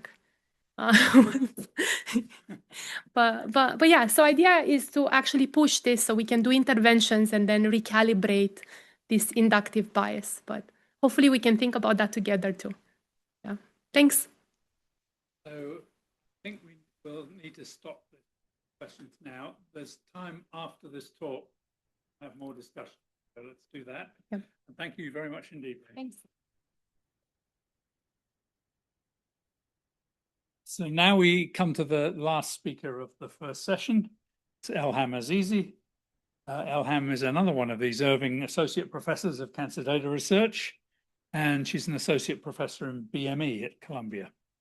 Her research combines machine learning with single-cell genomics and imaging to understand interactions in the tumor microenvironment.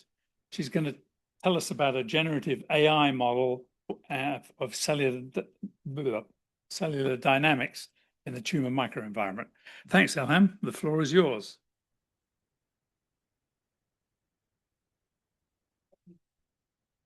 Thank you so much, Simon. I also want to thank all the IICD staff and Simon for putting together this wonderful symposium and great theme of next generation cancer research. AI and computation really resonates with this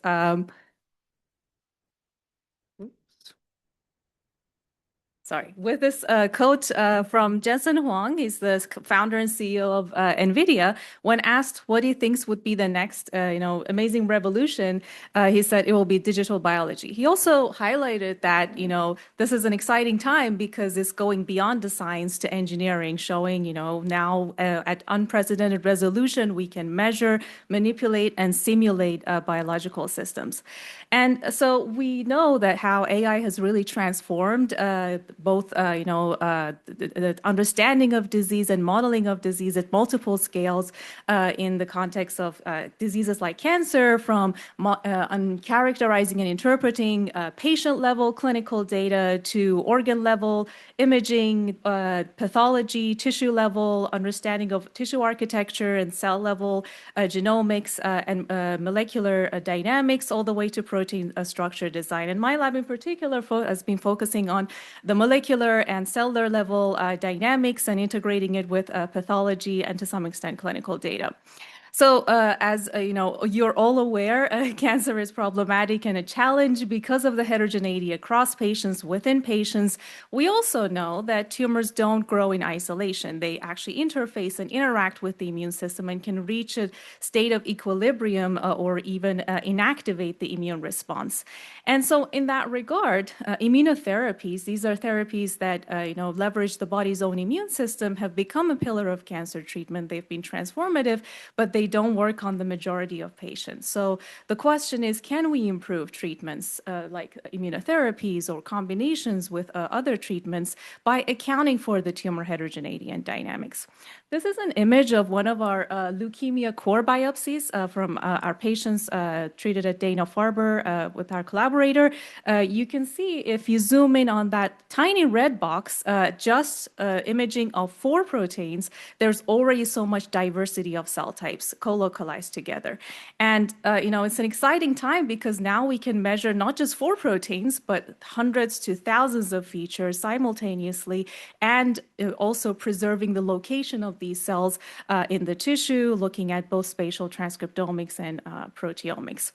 So in the past 6 years in my lab, we've been trying to understand and decode the tumor heterogeneity and dynamics in the microenvironment by understanding how the spatial organization of cells influences response and resistance to treatments, and also looking at their temporal dynamics. How do both the tumor cells evolve and adapt, and in parallel, how does the immune system co-evolve with them?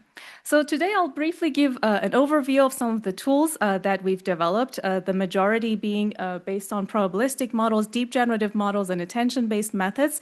I'll go in depth on a few methods where we focus on deriving cell-cell communication, tumor-immune interactions directly from clinical specimens. And in the end, I'll briefly talk about some of our ongoing work in also understanding causal regulatory mechanisms and moving towards building foundation models to hopefully guide precision therapy. So some of our past work in modeling spatial dynamics, we started looking at sequence-based spatial transcriptomics. So this gives you an unbiased view without limiting to a predefined panel. This was collaboration with Sasha Radensky and George Plitas at MSK. The problem with these technologies, this is 10x Visium shown here, is that you can have signal mixed from multiple cells within each spot. So you get the full transcriptomic measurement, but mixing of signals. This is still a problem with the smaller spot sizes Visium HD data. We still see significant diffusion of signal across spots because the RNA molecules diffuse in the local environment before hybridizing.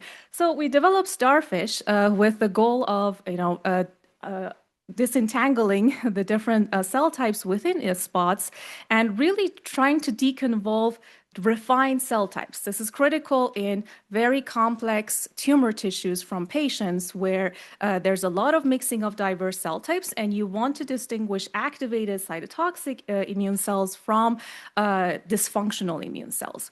We also wanted to integrate this spatial transcriptomics data with pathology to get joint representations, and Bianca gave a beautiful introduction to representation learning. So here we wanted to combine both modalities as well as multiple patients, and the embeddings always look like starfishes, which is the reason for the name. I don't take any credit for the names of tools from my lab. It's all students. So we heard about deep generative models like SCVI, patches. They give you an interpretable cell state representation. And so you have X, your gene expression data, mapped to this lower dimensional Z latent space. So the question we had was, okay, for integrating pathology images or histology images with the spatial transcriptomics, can we do this? Can we learn this latent space jointly from both modalities by designing a multi-view model? We quickly learned, again, in these complex tissues, your latent spaces do not correspond to pure cell types. You still see mixing of cells. So the idea was, how do we provide guidance for this latent space? And this is kind of a theme in a lot of the models in my lab. How do we build hierarchy and structure for designing the latent space for interpretability? So this is the Starfish framework. You have this triangle, your joint latent space, generating both modalities. The prior we built here is that the latent representation of spots is a weighted sum of representations of cell types. And those weights then correspond to proportion of cell types present. What we call anchors? How do we provide guidance? Users either have very good knowledge of markers known to characterize different cell types. If they don't, there's an option of archetypal analysis, which briefly finds the extreme states that your data can reach, vertices of a polytope fit to your data, encompassing all of your data, and this provides guidance for the disentangling of cell types. So you can see an example here. These were 14 breast cancer patients. On the left, you can see there's almost no overlap because there's mixing of immune cells with patient-specific tumor cells. With Starfish, you get the joint embedding. And now, similar to analyzing single-cell data, you can use this latent space to cluster spots and define what we call spatial hubs. These are regions that have similar composition of cell types. So highlighting just one interesting finding we found this hub shown in red that was enriched in a subtype called metaplastic breast cancers that have much worse survival than other triple-negative breast cancers. We interestingly found that it is enriched for immunosuppressive cell types like regulatory T cells, myeloid-derived suppressor cells. It's also high in hypoxia and EMT markers, and we also validated this with a codex panel defined based on the markers. Now, zooming into a single tumor, you can also resolve heterogeneity within one tissue. For example, here, this is a triple-negative breast cancer tissue. You can use the latent space to sort the tumor cells from more basal-like state on the left to more mesenchymal state on the right. And then you can look at the dynamics of co-localized cell types. You can see that the more basal-like tumor cells are co-localizing with more central memory and less differentiated T cells, and the more mesenchymal are co-localized with more activated and effector memory T cells. So this co-localization of cell types captured by spatial transcriptomics is informative of cell-cell interactions. So we thought, can we really, hone in on understanding and quantifying cell communication, especially with the emergence of single-cell resolution imaging-based technologies. So the idea was, can we define how neighboring cells in these multiplexed imaging-based technologies shift the phenotype of a target cell? And that's how we derive communication. So it's not dependent only on receptor ligands, but really capturing the downstream effect of communication. So this is worked by Justin and Kushi. The goals of the tool Amici is to not learn just a global interaction map, but actually adaptively per cell, identify which of the neighboring cells are influencing it.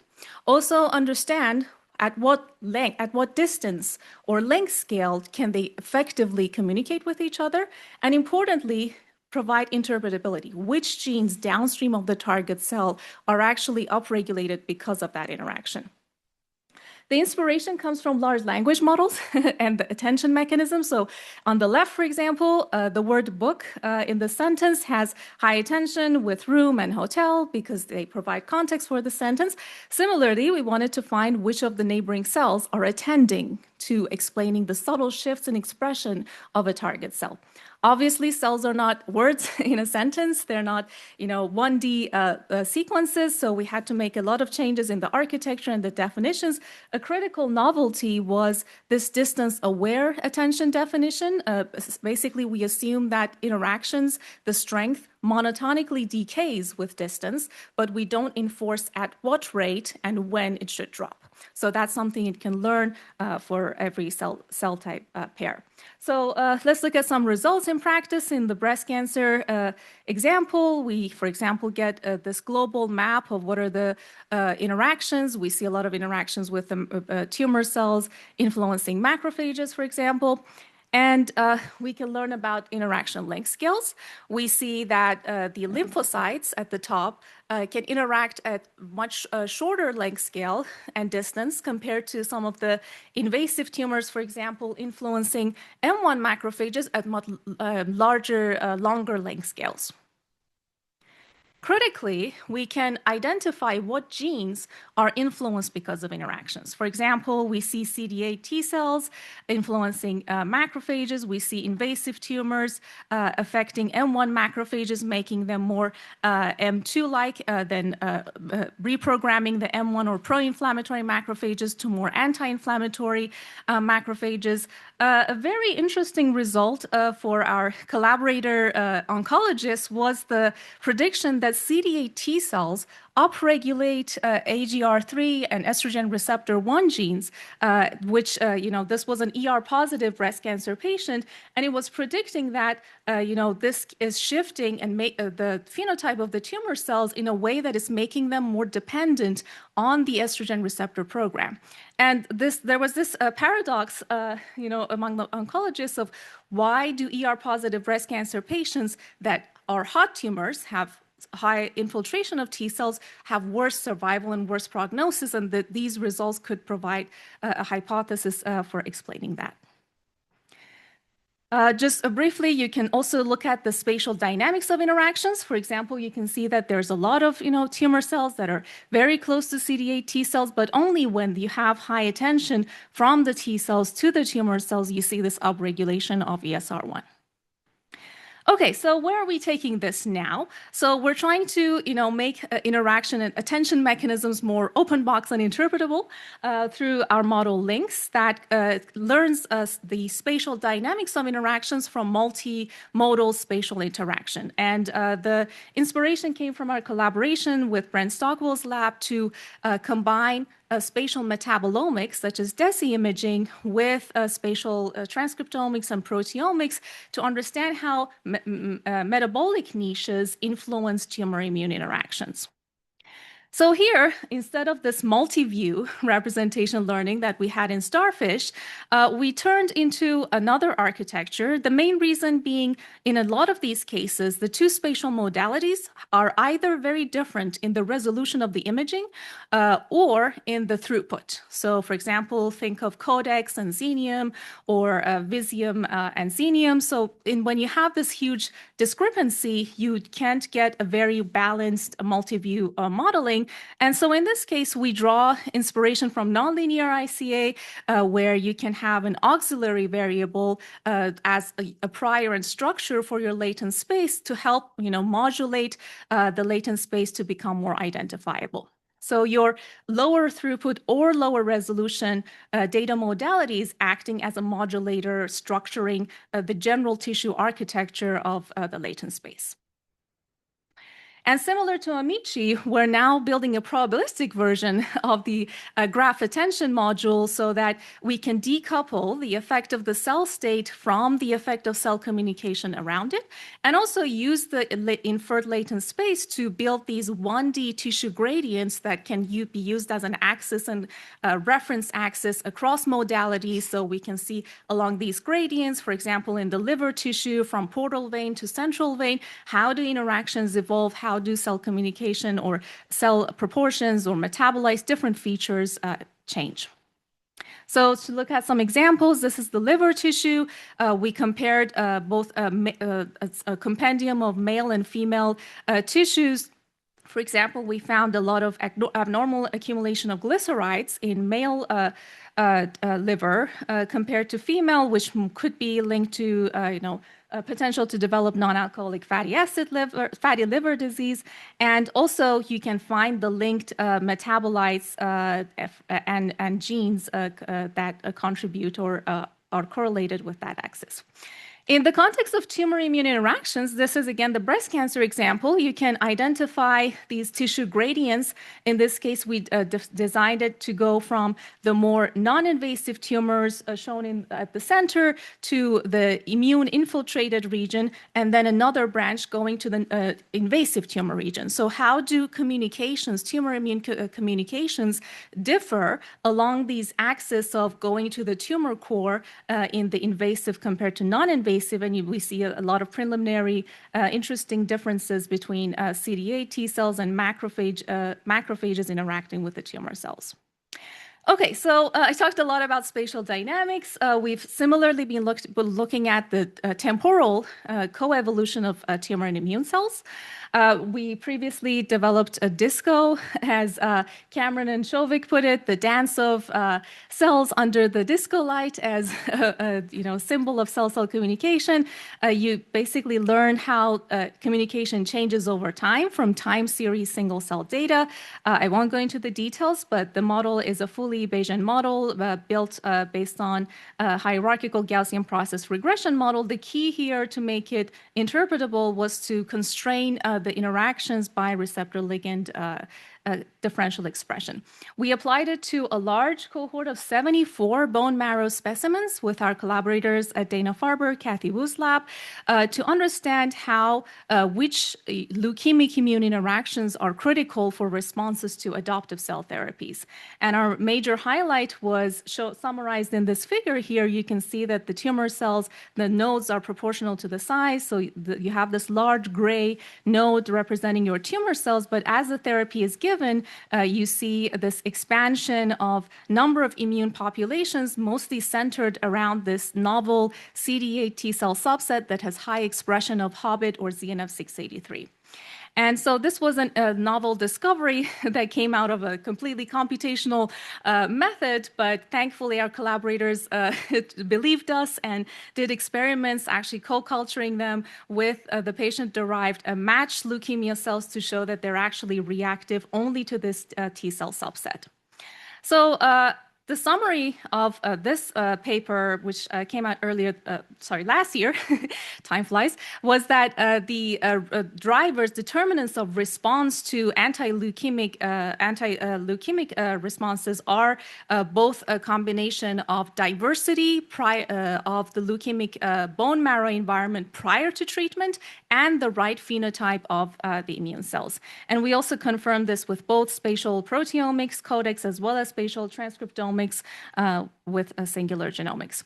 I wanted to do a side note here because this was an interesting study we did here with Columbia Medical School in collaboration with Ron Reshev's group to look at the flip side of responses in the leukemic microenvironment. So leukemia patients, after getting a stem cell transplant, if the cancer doesn't come back, sometimes they have other complications such as graft versus host disease, which is the donor-derived immune cells attacking organs of the recipient through inflammatory responses. And so we looked at, both the temporal dynamics of T cells in patients as well as their spatial dynamics through this very interesting study that is now on bioRxiv. One nugget I want to highlight was when looking at the T cells, so looking at the gut tissue from these patients, which is an organ of major damage, if you look at the lamina propria, the inner region, compared to the outer region, the interepithelial layer where the GVHD site is happening, as T cells go mobilize between these two layers, the same T cell clones, meaning T cells that have the same T cell receptor, they change their phenotype into this orange population that also is expressing ZNF683 or Hobbit.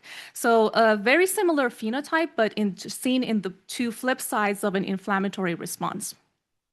We also confirmed this with Visium HD data, with the Starfish HD, which is adapted for this higher definition version of Visium, to again confirm that, you see these light blue boxes, these are regions where the crypt is lost, and that is where you see this higher expression of Hobbit in the T cell memory cells. Okay, switching now from leukemia, liquid tumors to solid tumors, we've done a lot of wonderful collaborations with Ben Iser's group, also here at Columbia Medical School. We found a couple of years ago that tumor cells before and after anti-PD-1, so if we look at immune checkpoint blockade as an instructive form of immunotherapy in solid tumors, the tumor cells change phenotype drastically. And when we look at the underlying genotype, we see that, for example, this red clone, red tumor cells, they all have similar genotypes, similar copy number alteration. They are actually responsive. They go away. But then you have these tiny purple clone and yellow clone that are there in smaller proportions, and they continue expanding. So Joy and Ming thought, how can we really link this clonal evolution according to genotype, which is the whole field, to what the single cell RNA sequencing field has unleashed, which is phenotypic plasticity, and how can we identify how the genotype might be responsible for the phenotypic plasticity. So they built Echidna, which can combine single cell RNA sequencing with whole genome sequencing from one or multiple time points, for example, before and after therapy, to link them together, identify and track tumor clones, and we showed that actually the clonal reconstruction is better than methods that use allelic information. So, both the whole genome sequencing as a constraint is improving the inference, but also the generative process built into the model. And importantly, Echidna allows you to put the differential gene expression, the phenotypic plasticity, in the context of the genotype. For example, if you see a lot of differentially expressed genes shown in the bars, aggregated around an amplified region that has high copy number, right? That's probably telling you that the higher transcriptional variability is linked to higher gene dosage, higher numbers of copies. Whereas if they're spread out, then it might be more linked to extrinsic effects like cell-cell communication. And so on the melanoma data, for example, in this patient that had this 2 clones that were expanding and resistant, you see a lot of lineage-related melanocyte markers, the S100 genes, inferred to have a strong association between the genotype and phenotype. Then we expanded this to 42 sequential biopsies from patients, and we defined this intrinsic gene signature that showed generalizability to an entirely independent cohort of 35 patients. So where are we going from this? I talked about multiple models, generative models that help us understand tumor microenvironment dynamics. But as a field, we're trying to build representations to hopefully have generalizability to unseen data. Right? And so a recent collaboration we started with Saurabh Shah's group, led by Justin and Alessandro, we're looking at over 8 million cells from different types of cancers, over 100 studies. You can see, if you just look at the data, all of these different cancer types, all of these tiny islands, the pink islands, they're tumor cells, right? So there's extreme patient heterogeneity, and looking at this, you think, okay, there's no hope of generalizability to unseen patients, right? So now if you take just the cancer cells, so here we're adapting a method, Mr. VI by Justin, this was collaboration with Nir Youssef's lab. We adapted this method with some details that I'm happy to talk offline to actually account for gene dosage similar to echidna to identify a both sample-aware representation and clone-aware modeling of the cells. And then you start seeing a lot of generalizable structure, basically states that are grouped by cancer type and are also interpretable. For example, if you zoom into the lung cancer states, you see pre-treatment. They're mostly in that larger island on the top right. But as they become resistant to these EGFR inhibitors, they move towards this other subspace shown at the bottom.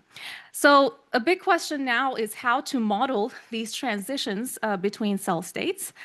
We previously, you showed with Donna, who's going to be looking forward to her keynote after this, we showed that hierarchical generative models can actually simulate and align trajectories of single cell data by building the right types of priors for this latent space. And more recently, we published SquidIF. This was in Nature Methods, led by Siu. She's incredible. She's now on the faculty job market as well. The idea here was using the technique called diffusion.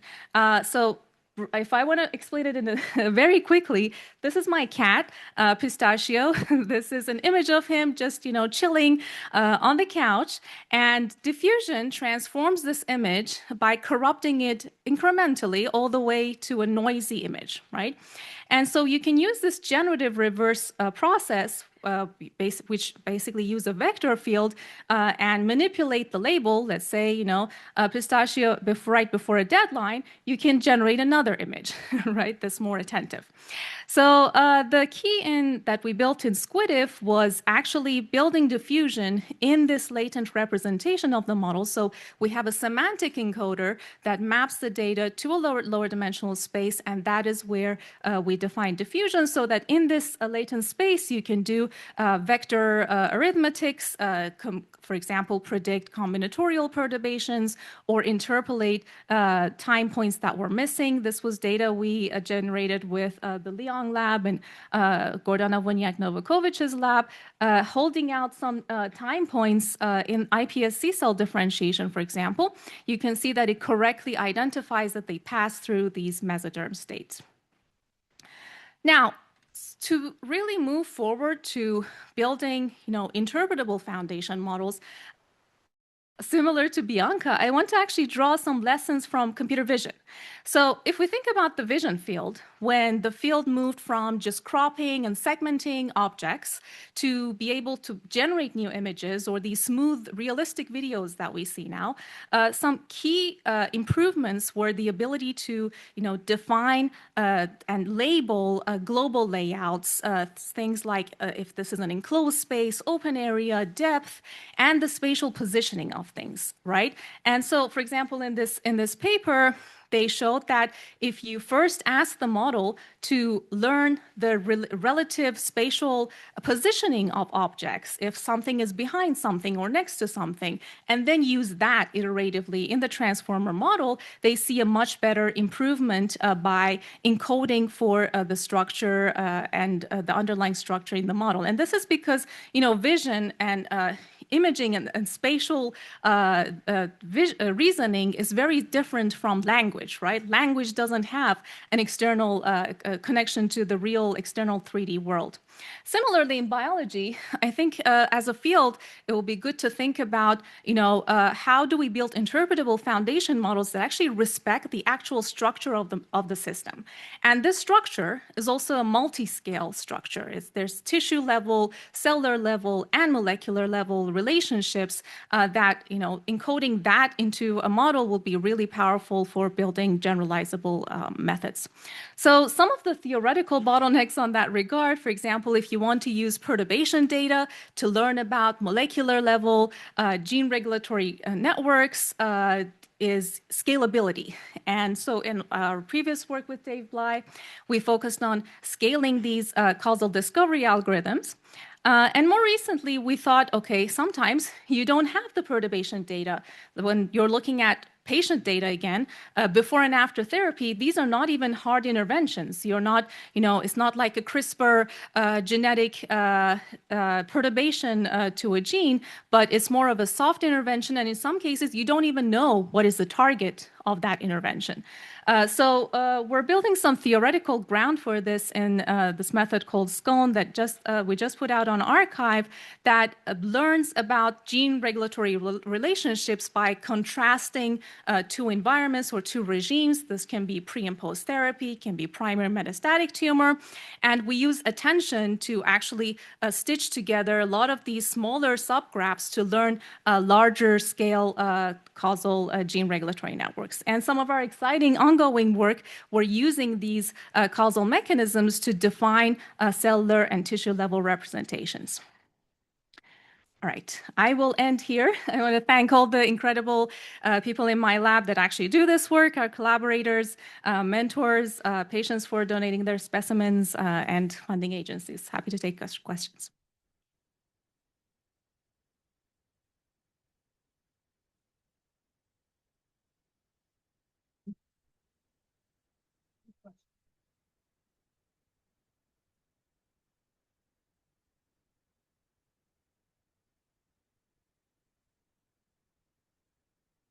So you gave a lot of talks. I have a lot of questions, but I'll choose one.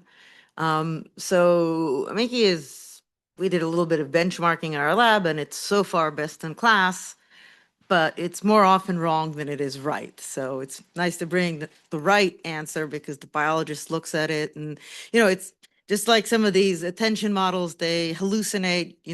We heard even something as simple as citing a goddamn journal correctly from the internet, something we can do. So of course they hallucinate. Can you think of a way to say, okay, here's all the cool stuff Amici is suggesting.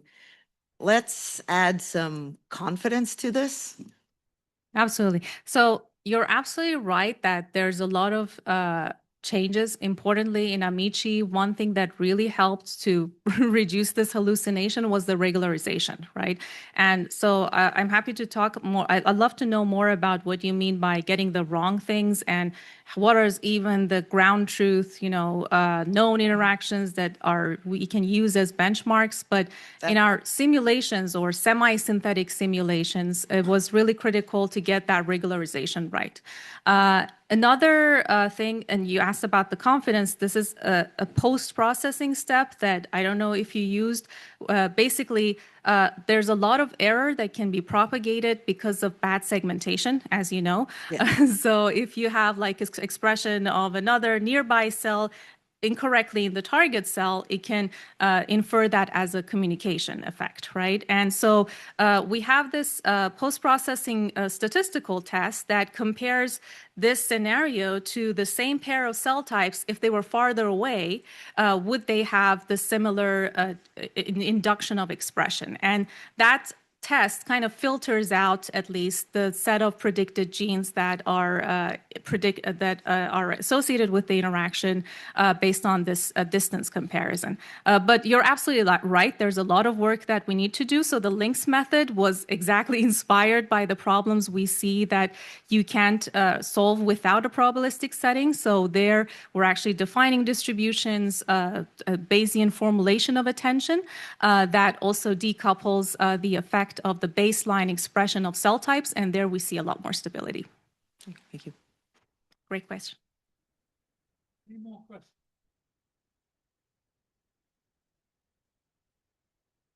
Everyone's ready for the break. Let me ask Bianca if she minded. I think there were a couple of people who wanted to ask you something. Right. Still want to ask Bianca something? Please do. Oh, there's one question. Yes. No, you.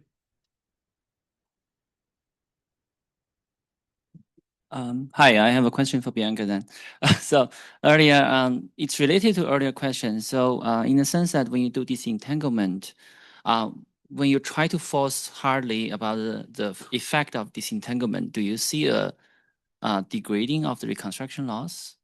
In the sense that is there a possibility of balance or trade-off between disentanglement of the information versus the faithfulness of the information encoding? A second question is, what if your population is unbalanced? Would there be a possibility that majority class would really dominate the representation? You lose the, Yeah, those are fantastic questions. Actually, I had some extra slides for addressing them, and I'm happy to show them to you in the break. Sure. I'll start with the second question because that one is clearer. So you asked what's the effect of class imbalance. What we observe is that if we have very rare cell types, then we have a really hard time learning both reconstruction, but also interpretable genes. So I think this is also, I'm happy you asked this question because it's related to Dana's question about uncertainty quantification. I think what most deep learning methods lack is a good calibration of uncertainty quantification. There's a lot of work in medical deep learning. Marzieh Ghasemi at MIT works a lot in this, where you want to train doctors with a deep learning algorithm, and you're asking them to solve some particular question, highlight a region of interest. And basically what you would want the AI to kind of give you a confidence measure that allows you to know how much to trust it.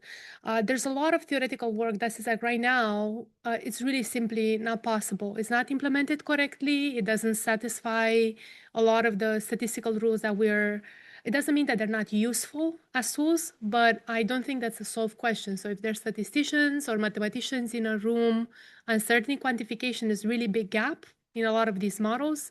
There are methods that report some notions of variance, but that's not the actual statistical notion of variance. We have not solved that problem, unfortunately. Our tool is as sensitive to rare cell type as any other method that uses deep learning. I'm assuming that a lot of these methods are going to be even more difficult to address that question, the more complicated the method is. So I don't think it's hopeless. I think the more data we have and the more diverse data we have, then we'll be able to kind of stitch together. I'm very excited about the causal stitching that Elham talked about it. Gotta probably go home and read a little bit on that. Your first question was about disentanglement and whether enforcing disentanglement affects reconstruction. And I think, if you're familiar with lasso regression or any sort of regularizer work where if you're a frequentist, you have a regularizer, but if you're a Bayesian, you kind of have an adaptable prior. I think there's definitely trade-offs. Right now, we are treating this as a hyperparameter optimization problem, but I'm hoping that there will be more elegant ways to address that along the line. However, there's a trade-off between elegance and then making it actually work with biology. So I find myself be part of these two schools. I like math and I like structure that's clean and gives me theoretical guarantees. But then when you want to really understand the biology, and Dana talked about this, there's always compromises and shortcuts. So I think I would love to talk what does it mean to be a scientist? What does it mean to be an engineer? What does it mean to be a mathematician in the age of AI? And how can we all help each other ask better questions and reach better solutions? So I'm not sure if that answers your question, but it's something I think deeply about, and I would love to talk more with you. Thank you. Thanks. Okay, so before we do anything else, would you join me in thanking speakers for the first session? Thanks for that.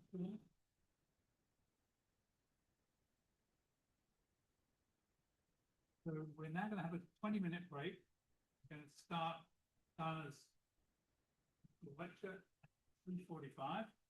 So please make use of the facilities. There's water over there. And just to preempt things a little bit, at 4:45, we can carry on chatting over here with your favorite lemonade or whatever. So we'll be back at a little before 3:45, please.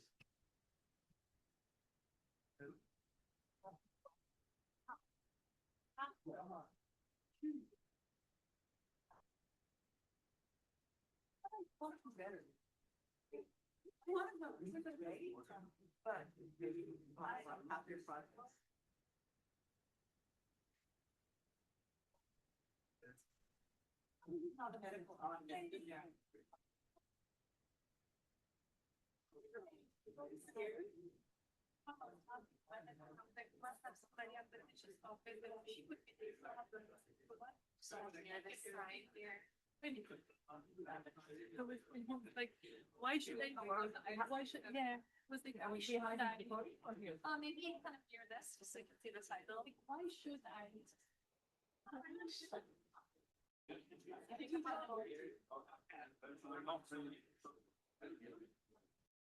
me grab one first. Like, we do one with you? Yes. It's the other two. All right.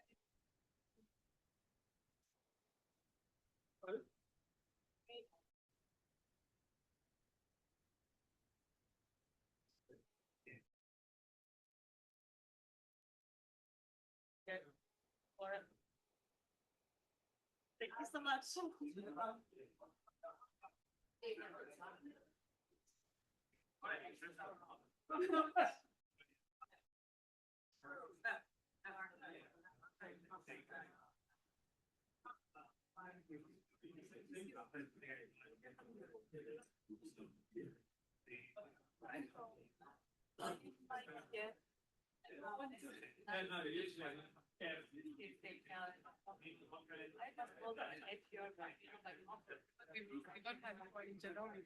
Well, yeah, but I know that like the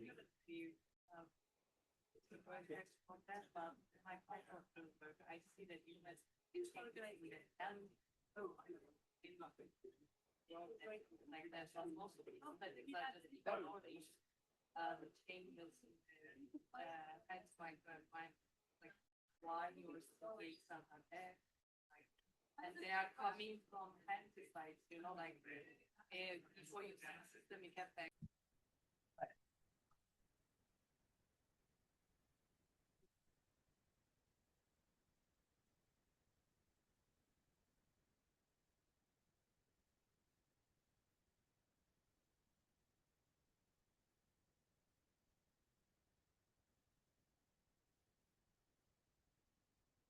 Yeah.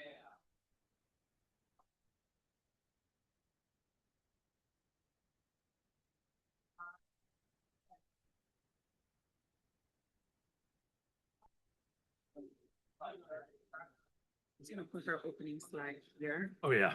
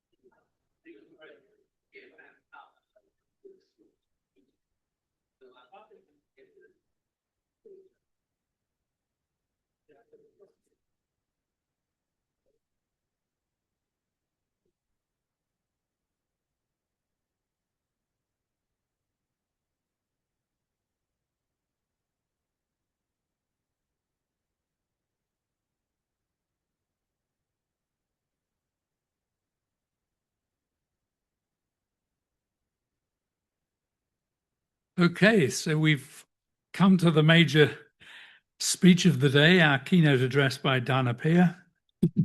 So first, a little bit of biographical information. You have to excuse me coughing. I've got a bug of some sort. So anyway, Dana is chair of Computational and Systems Biology and scientific director of the Single Cell Analytics Innovation Lab at the SKI, part of Memorial Sloan Kettering. And she's a How to Use Medical Institute investigator too. Her lab has pioneered foundational machine learning approaches to derive cell states, trajectories, and cell-cell interactions from single-cell genomics and spatial profiling data, which they use to investigate the role of cellular plasticity in tumor initiation, progression, and therapy resistance.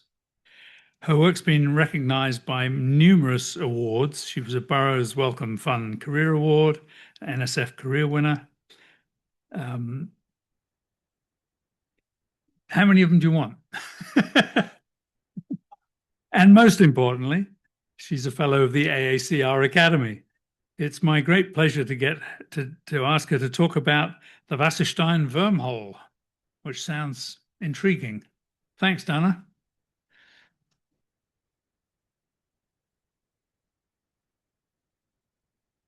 It's way too tall. So it's really great to be here. Back to my old romping grounds. I started here, and now this place is even better.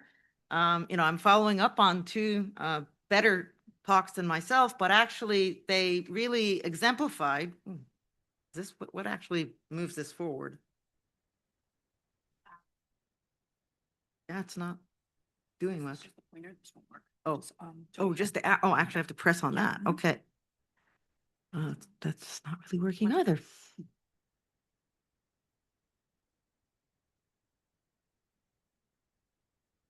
All right. So, the two talks before exemplified exactly this point. So you've seen examples of it over the course of an hour and two beautiful talks. But most people, when they say AI, when they think about AI, certainly people who haven't been trained as biologists, they think of the drug discovery problem. And the drug discovery problem is fundamentally different because you have a very clear goal to tell the AI to do. You have a 3D structure. Here's the molecule. I need something to bind here at this place. Go find it. It's a well-defined problem. It has a well-defined loss function. How does it fit? And a well-defined goal. And that's where most of the biology lives. AI lives in biology. That's why we have, a real revolution in drug discovery in AI. What I do, what we heard earlier by Bianca and Elham, we're trying to use AI for discovery, to understand biology, to understand something like the tumor and wound healing and tumor ecosystems and how does a tumor develop and even how to interpret this weird looking picture and emergent properties of how biology just happens. These are really squishy questions. We don't have a ground truth. We don't have a clear goal. It's very hard to even try and encode these questions in biology. And for me, AI is a microscope for biological discovery. And this takes a different approach to trying to understand and use AI. I'm going to start with a very simple example. I actually, did my PhD in machine learning before many of you were born. But I've become a biologist, and again, AI, machine learning is a discovery tool. It doesn't have to be fancy. Andy said we're pushed to innovate and build ever fancier models.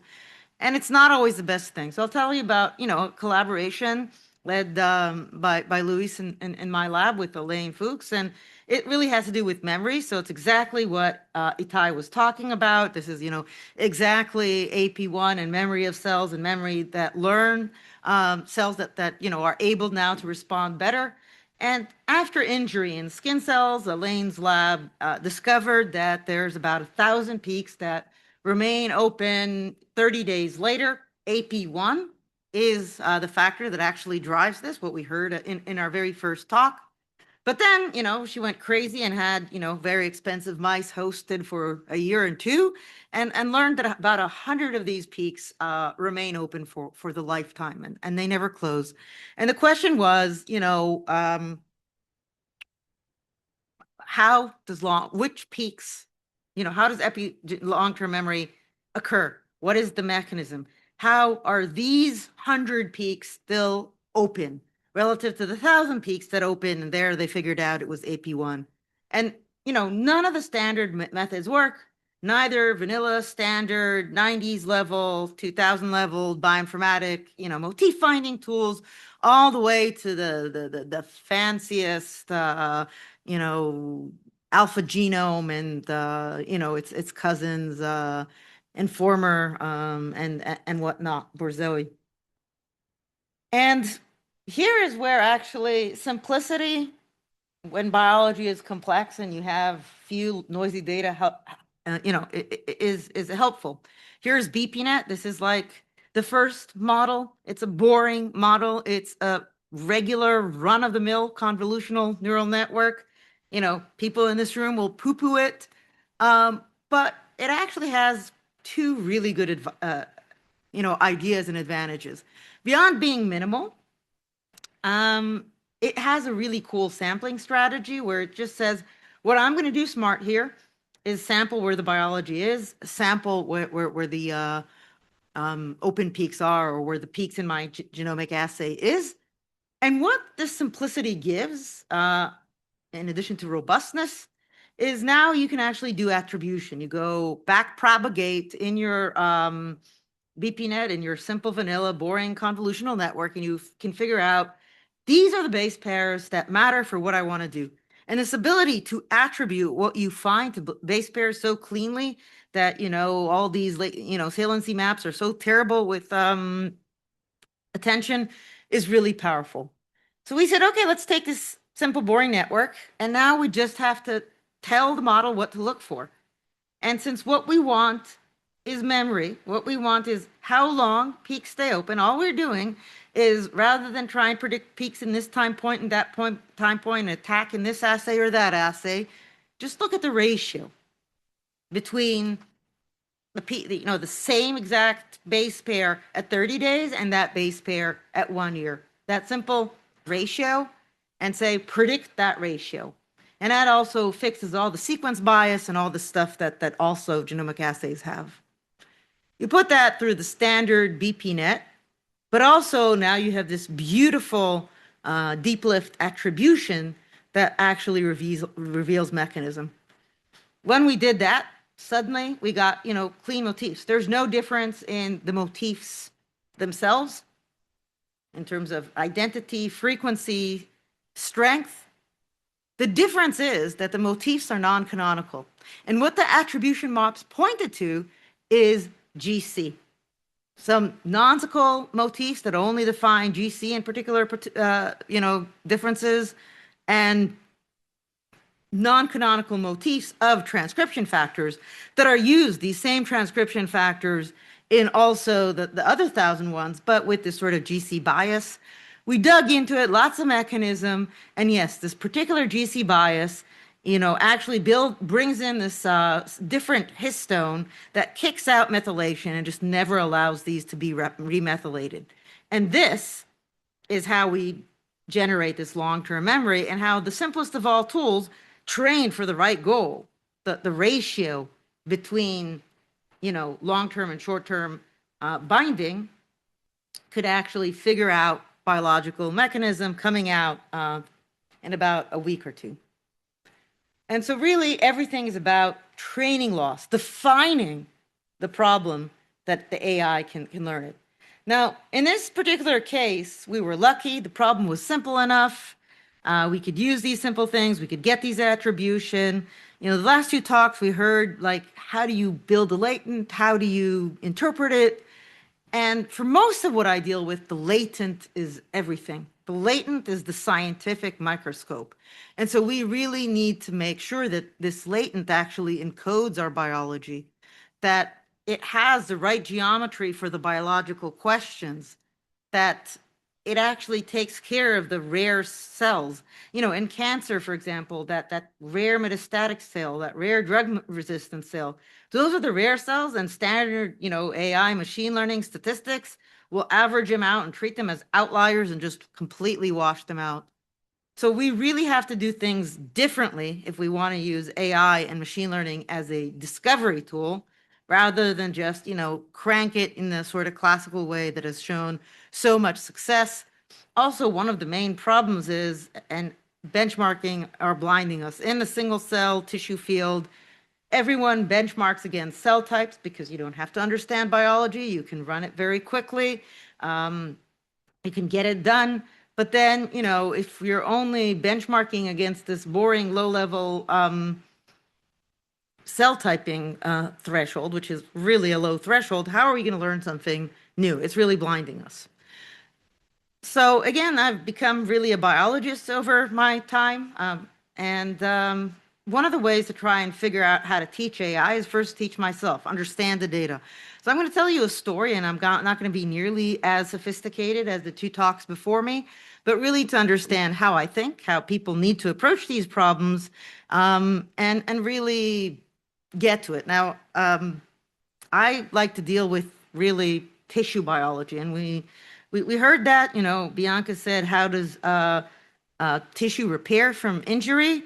Elham talked about tumor ecosystems and how does the tumor ecosystem build spatiotemporally over time. It's these tissues, but the questions are really squishy questions about emergent biology. I mean, even how do you describe mathematically this pretty picture that belongs in the MoMA?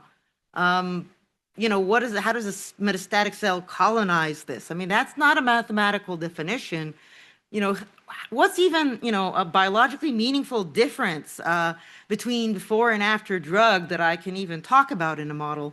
That's sort of what I try and think about. And for this, you need the right representations and the right latent. And so I'm going to describe you know, simple methods trying to understand the biology. This is a joint collaboration between Scott Lowe, led by Jose, who's on the market this year. But it really built my thinking on how, you know, we try and build models. And it really says, okay, how do you go from into malignancy? You have these two H&Es. One of them is non-malignant and one of them is malignant. And you could see by eye, based on the oldest technology, without all the fancy, expensive assays, how different malignant and non-malignant tissues are. And, you know, how does that ecosystem reorganize? Most of cancer studied mutations, but this is, I mean, mutations also cause this, but this is a ecosystems problem. And, you know, we realized that this particular rare cell type, it's, you know, a couple % of the cells, is really driving this. This is sort of like the progenitor-like cell. It's the red cells, and you can already see how the red cells, how their organization looks so different than the green cells. And so we wanted to look at it at greater depth. You know, as Elham said, spatial transcriptomics has really opened what we can ask. But, you know, I'm going to ask some question. I'm going to try and get participation, even though you were very reluctant to participate. I'm going to see if, you know, after the break and after hearing some talks, you'll participate. What do people think is the most important thing to get a good biological answer in spatial transcriptomics? What is the ingredient that is most important? It helps. And certainly if you don't have good cell segmentation, you get a bad answer. But another question? Another suggestion?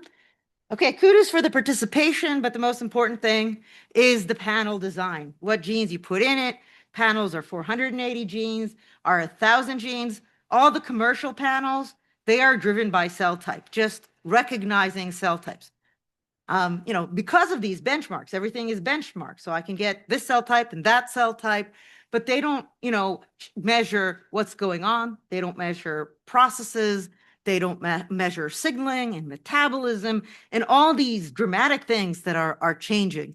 So the first thing is to really design a panel that will actually, because if you don't measure the gene that is actually driving this, you never measured it, like you don't have a chance in hell. And again, this is driven by the fact, and if you take, one point, these benchmarks, because we love these benchmarks, as everyone wants a benchmark. Cell type benchmarks are just so easy. It's also easy to copy. So here's, SCVI, and SCVI is a standard tool, what everyone uses.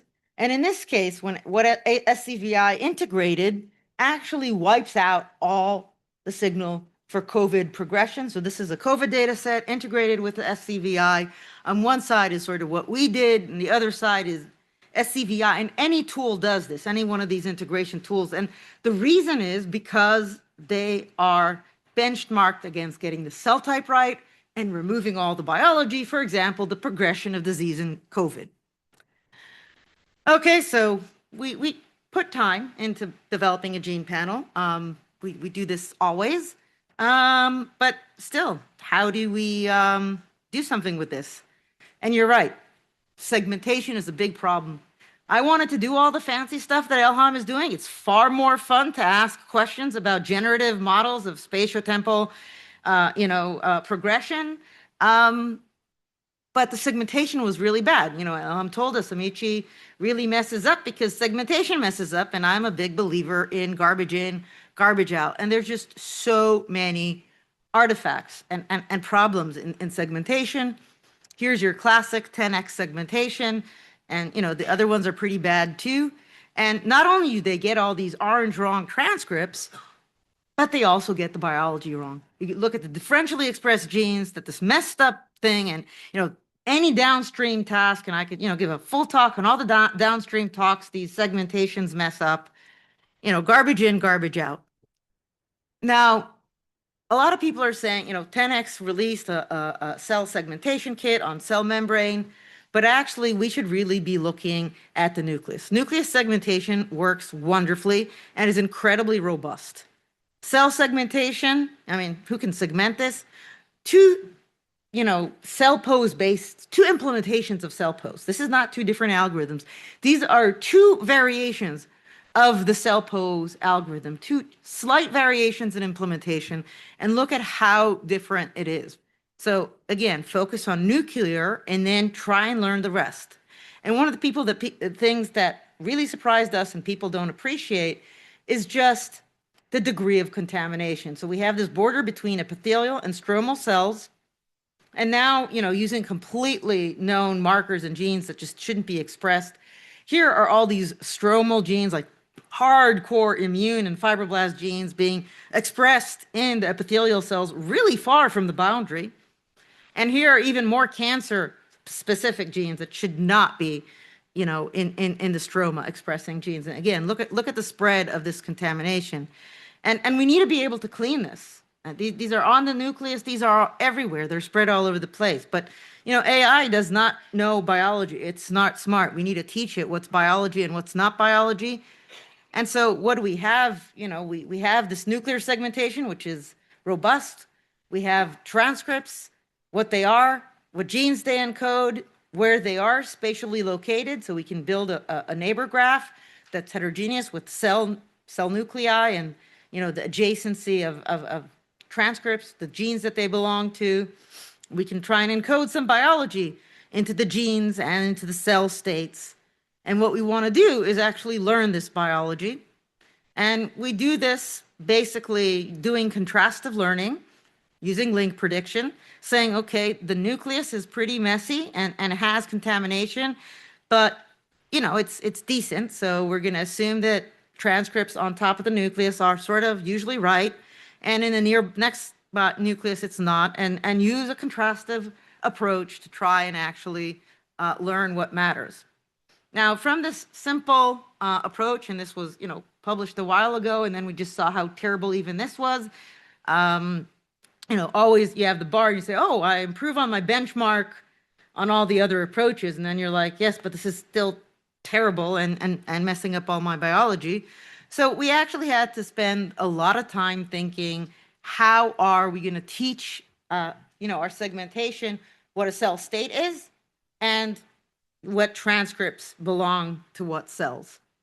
And the idea is basically saying, we are going to try and teach our latent to match the phenotypic manifold. So basically, we're using a regression loss to say, hey, the latent space of cell states, that needs to match the phenotypic manifold. Then we use a contrastive loss both on cells should be, transcripts should be associated with their nearby cells. You don't want to transcript 20 cells away. And again, a contrastive loss to learn what genes belong in what cell states. And look at how beautifully this actually learns. So now we have the representation learning of the phenotypic manifold and of the transcript space, and you can really see that this has learned. And I label it with cell states, guilty as charged, just so you could see, the structure here. But this is not balls. You can also see within each cell state rich structure that fully recapitulates states within cell states. And now look at how great this cleans contamination. So we are even less than 10x nucleus in contamination based on known biology, and always, of course, a ground truth is hard. And we are using multiple metrics to try and capture this. But we have as much capture as some of these methods that capture a lot, getting best of both worlds. Right now, we're pretty happy with Sager, of course, and nothing's perfect, but we can actually get to biology. And this was done because we represented and infused and imbued biology into our latent. So now we can segment and go from this and assign transcripts to cells and learn, all the cell states that exist in this data. Again, let's give you a zoom in. I really think that you should be looking at your data, get a feel for your data. And, again, this is discretized to some degree. But if you go back to the UMAP representation, we find, again, we chose the genes right. All the states that we found using full transcriptomic data with the strongest axis of variation from this gastric to progenitor-like state. But what we have is this duality, which, Elham showed beautifully in her cute little animation of both the full, rich phenotypic detail along with the spatial location. So we could actually say for each anchor cell, for each cell of a particular state, what does it in its environment, what does its niche look like? Now, if you use, again, the classic cell type methods that 95% of the methods out there use, looking at cell type fractions, nothing much changes. Even though the cell state, at least the epithelial one, really dramatically changes.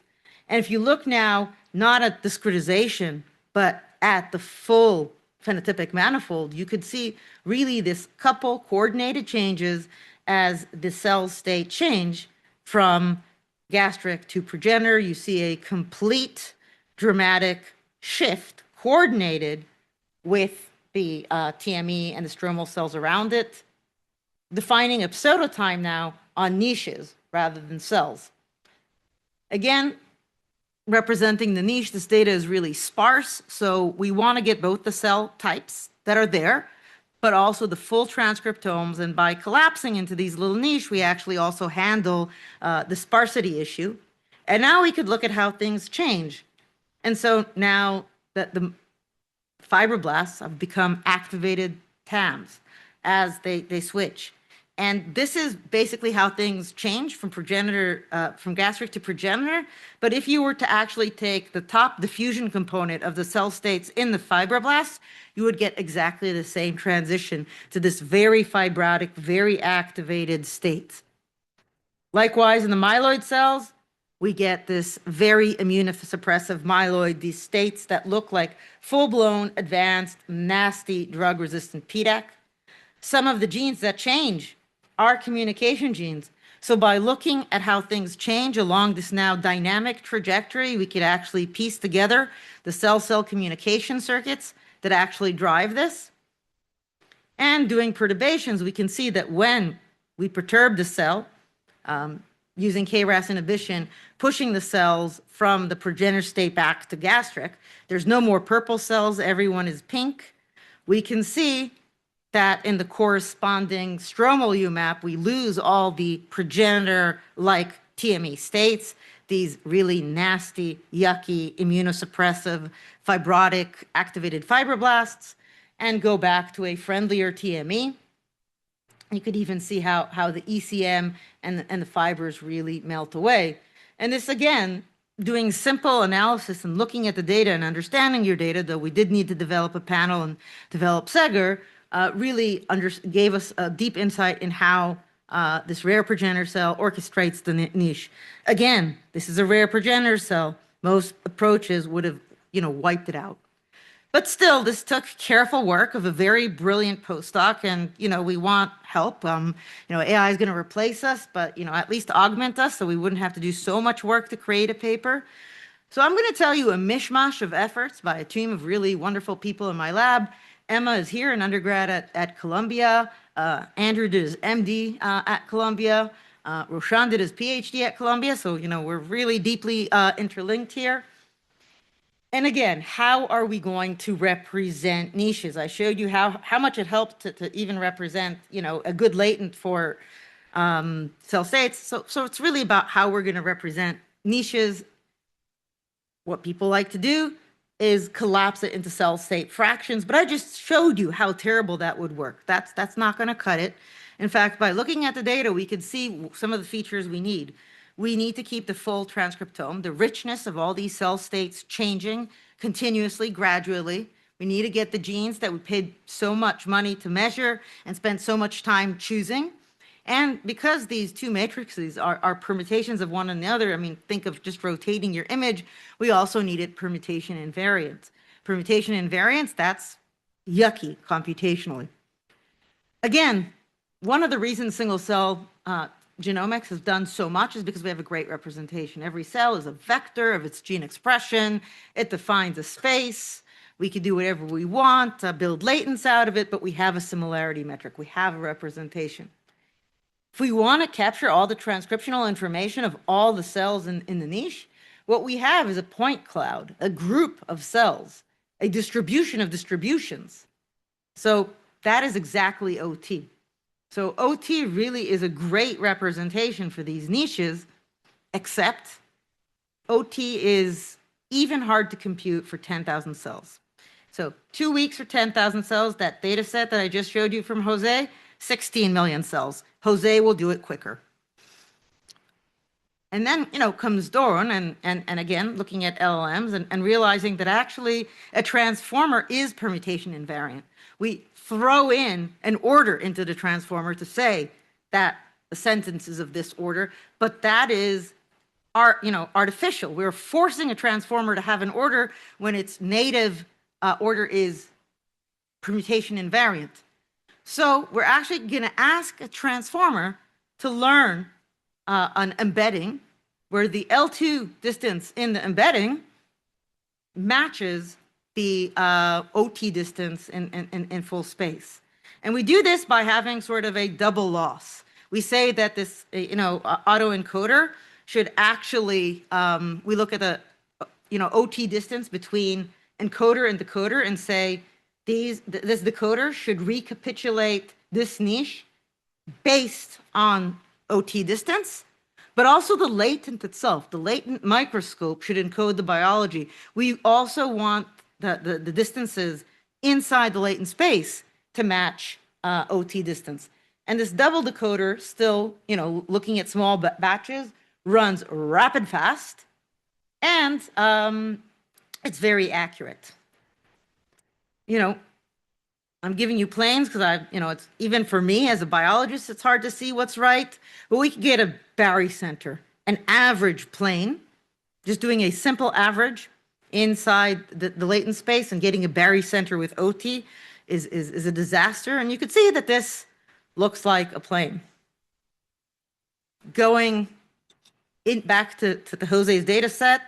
This is the tissue, and you can see that the OT finds the biggest axis of variation in the wormhole space is this gastric to progenitor state. We didn't tell it gastric to progenitor state. We said, learn a wormhole embedding, take the top diffusion component, map it onto this image, and you could already see that the nice round well-shaped gastric cells are one end of the component, and these messy, icky, disordered progenitor cells are at the other end, really recapitulating what we put so much knowledge and hand engineering into. And really what you need if you want to use AI as a scientific microscope is to embed the latent with meaningful geometry.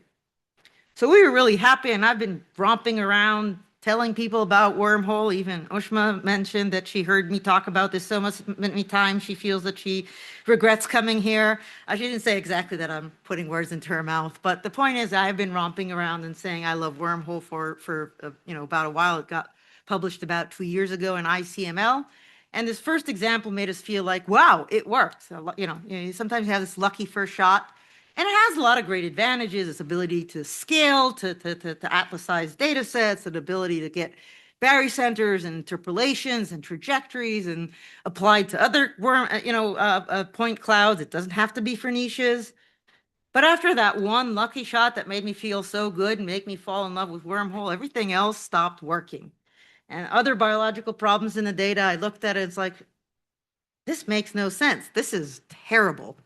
And so we decided to really open the box and say, okay, if it's terrible, why? Let's do some SWOT analysis. And we said, okay, before we go to wormhole, let's try and understand what's going on. And we applied, I just told you how we have this beautiful duality between the UMAP and the spatial location. And now we could apply all the things we love to do to the UMAP of clustering and trajectories and whatnot.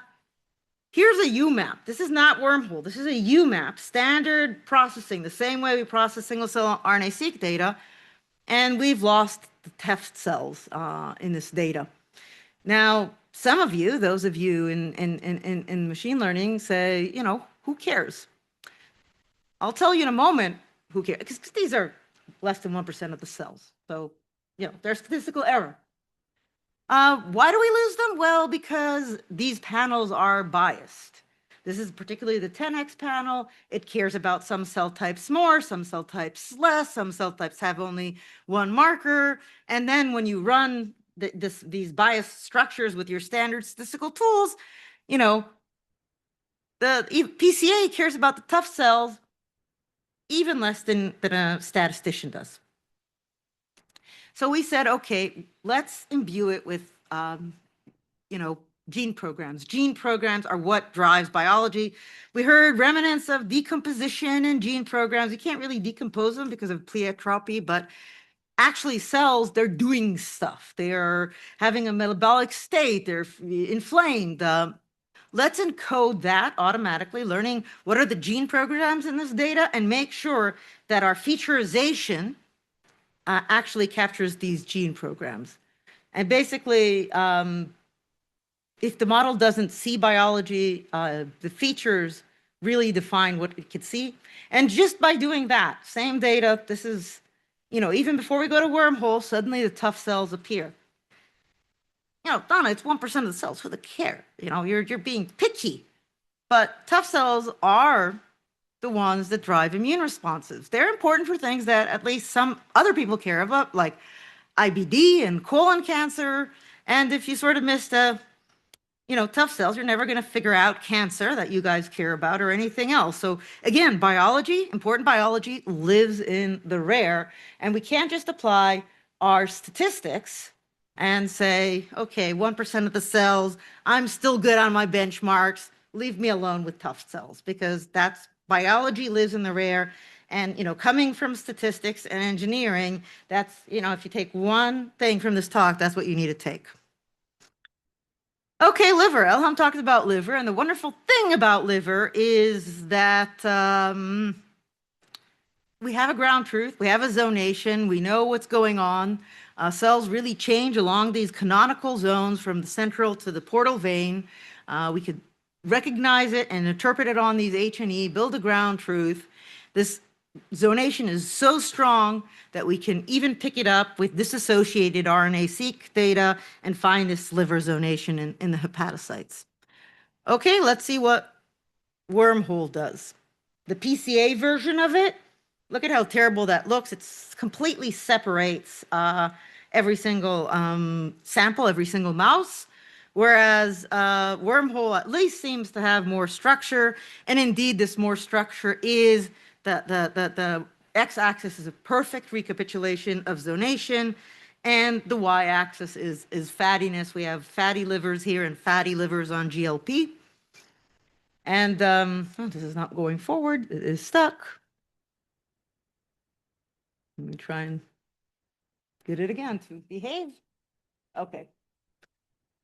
And what's really cool here is it reveals everything. So we can get zonation in hepatocytes, but people actually don't really know how zonation behaves. Like, it's a lot of work to get all the other cell types, the immune cells and the lipid cells and everything else that matters. And certainly no one knows how they're behaving in all these fatty and GLP conditions. So first, benchmarking a little bit. This is wormhole. And you can see that it's very different than the stupid transfer approach of look at your nearby hepatocytes and, tell me who your neighbors are. I'll tell you who you are. That sort of does well, but it's a little bit fuzzier.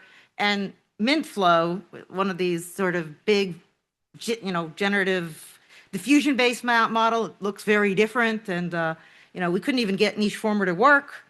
But we actually have a ground truth. Andrew sat and annotated 5,000 of these zonations, so we can have a real ground truth. You could see how gradual wormhole is in this ground truth situation, how GX transfer sort of, gets smushed, and how, MintFlow just gets it all wrong, and now we can quantify it.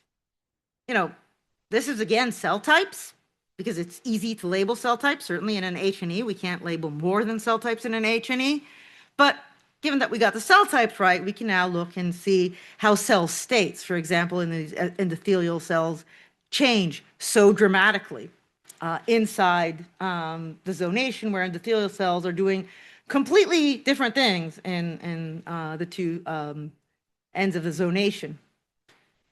Now comes fatty liver, and look at how different it is with all these fat lobules. And this is, again, the problem of disentanglement.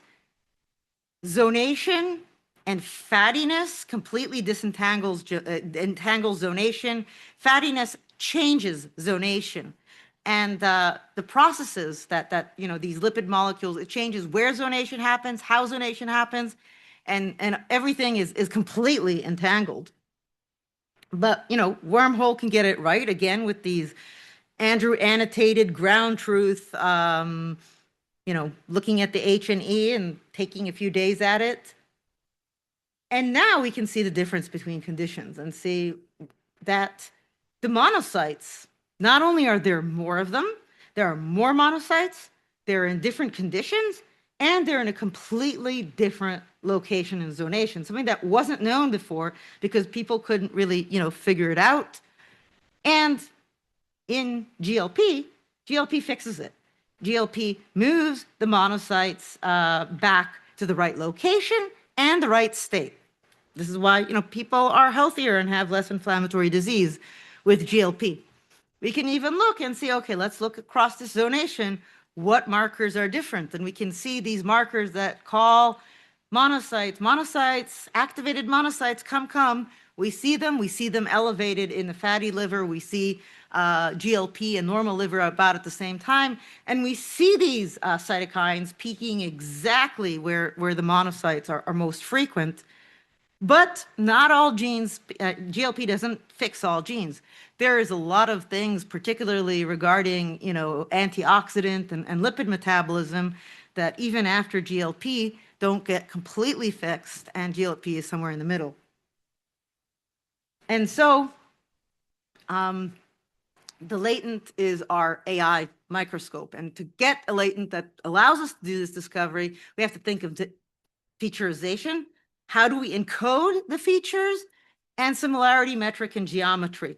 What is our similarity metric to build a latent so that the latent will be our microscope? see that I'm pretty over, so I'm just going to, you know, I knew that I was probably going to have too much here. I'm going to swip to the end and really,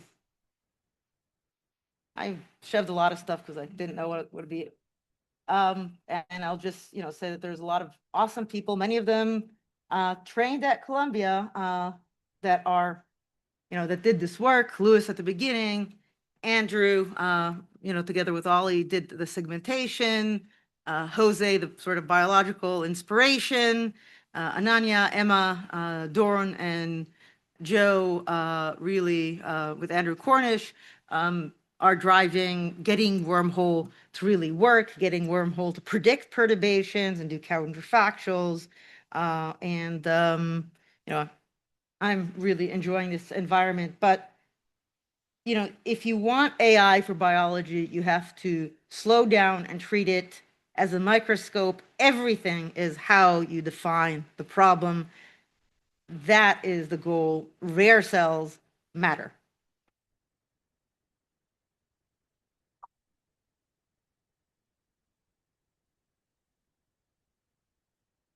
Time for questions.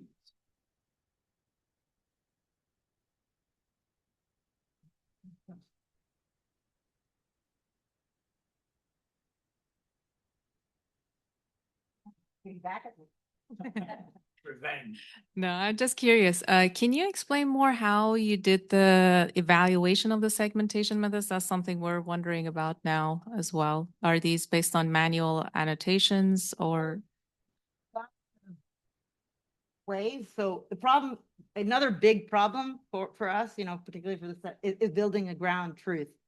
And we did a couple things.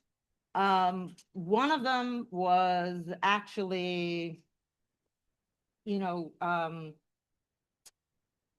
actually we did a really, really high-end membrane segmentation just to see how well we are at the membrane. Even cell shape is one metric. The other metric is mutual exclusivity of known marker genes, or another thing of mutual exclusivity and distance that we see in the UMAP. Use the data to create the actual UMAP from single cell data to get a ground truth.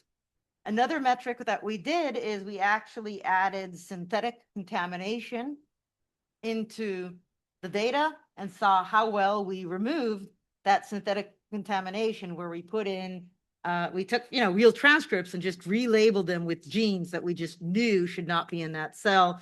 We knew that we made that perturbation. So those are all the different metrics. And actually we are using 4 metrics to, and I didn't go into all that icky detail, but yes, we're using 4 metrics because no metric is perfect. And Seger beats nearly everything at 4 metrics. Some things are almost as good as it in one of the metrics. It is the only one that is consistently at the top in all 4 metrics.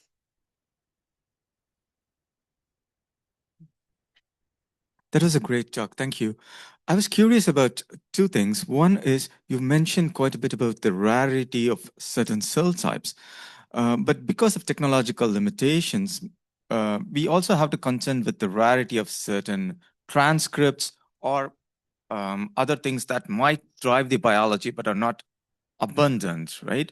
How would we deal with those types of limitations when we don't have the data to study less abundant transcripts or other markers? So, you know, even the nice thing about spatial transcriptomics is its scale. So, first of all, there's things that you're going to miss because of their rarity. You can't always get it all. You can't, you have to sort of be at the place where you can discover what the technology can do. As I said, this data set was 14 million cells. I mean, you know, one of the slides I think I will show is I really think that this is great substrate. Again, this idea of one postdoc creating a data set of 14 million cells is really incredible. So yes, they're rare, but in your 14 million cells, you're going to have plenty of them. And that's one postdoc, one data set. We're building up to a data set of 300 million cells for tumor microenvironments in PDAC. in 300 million cells and niches, you're going to get that, as long as the algorithms that you build will notice them and not ignore them as outliers. And kind of extending on that, if you did not have a technological constraint, what would be like your to-have feature in panel design? I mean, if I don't have any constraint, I want it all. Why not? I mean, you have to give me some constraint, otherwise I'm going to be greedy. Okay. But you know, right now there are you know, some companies say where they're going to give you whole genome. There's the 5,000 gene panel. I would take my 500 custom gene panel over the 5,000 gene panel every day, any day. One, because many of those genes in the 500 genes aren't in the 5,000 genes and they're important. Many of the 5,000 genes I don't care about and I'm just paying for them. And the 5,000 gene one is so sparse that I actually miss the biology even if the gene is there. But you told me there's no technological constraints, so I get the 5,000 genes and even the 20,000 genes at the same quality of and same price as 500 genes, so I'm greedy. But one thing is technology always moves. I remember, you know, Elham first single cell. You guys, I don't know if you know this, but Elham published the first data set that took clinical samples in sort of droplet mass level. She's the first person that measured in single patients thousands of cells rather than 96 cells. And, you know, Elham spit blood, dust, and mud from this like really icky, you know, artifact-ridden, low transcript capture, you know, data set, and had to be absolutely brilliant in her computation and biological intuition to get anything out of that. But today, with the 10x flex, my God, what good life we have. Thank you.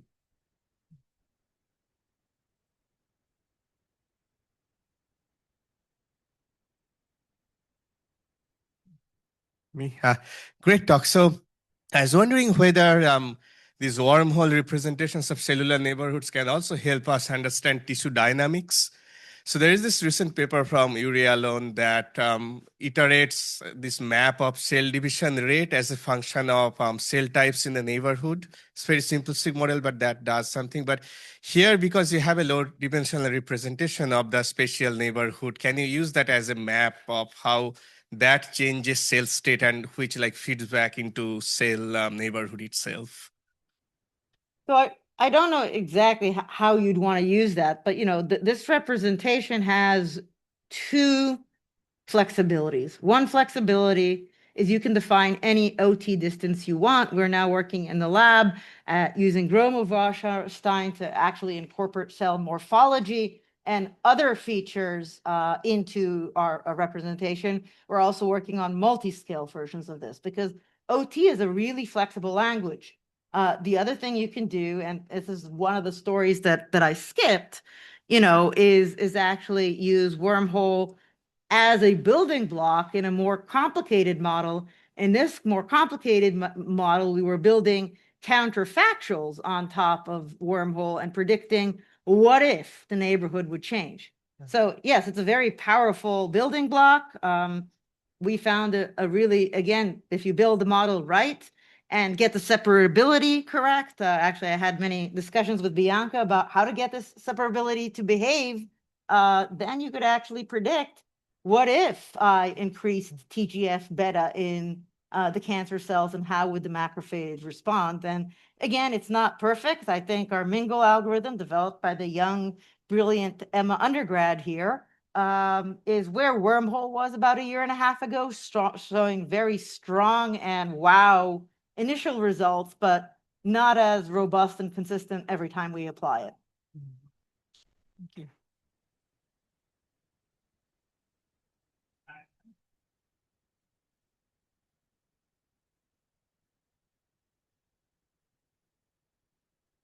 Hi, I was interested in something that you mentioned about computing averages within the wormhole space to find sort of an archetypal niche.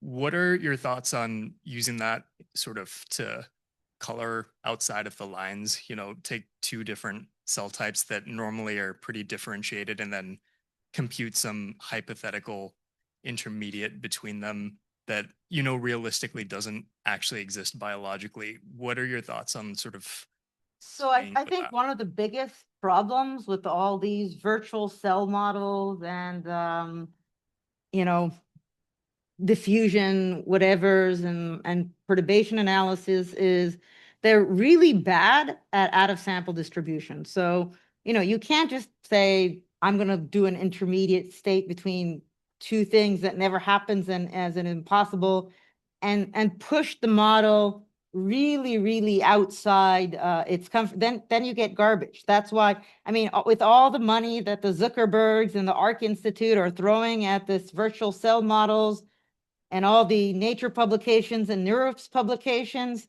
mean beats them in out of distribution. Just take the mean of the environment. So, you know, you have to be really careful not to hallucinate. And what you're suggesting is force the model to hallucinate. And I actually think causality and some of the models that Elham was talking about at the end of her talk is one way to bridge to a more realistic and less hallucinated out of distribution. Because if you can put some causality and some mechanism understanding into your model, then you can do some crazy shit. But if you just try and invent some really non-realistic and nonsensical average that's, you know, not really built on any biological principles, I think you're going to get something that looks cool, but you're not going to get that. You're not going to learn real biology from that. Hi, great talk. I'm just curious, can you comment whether this was the same distance or even the Gromov was the same distance would respect the structure of the tissue? For example, glandular structures or some kind of tissue patterns, layout, layers of cells. Would these kind of structures still be preserved through the metric?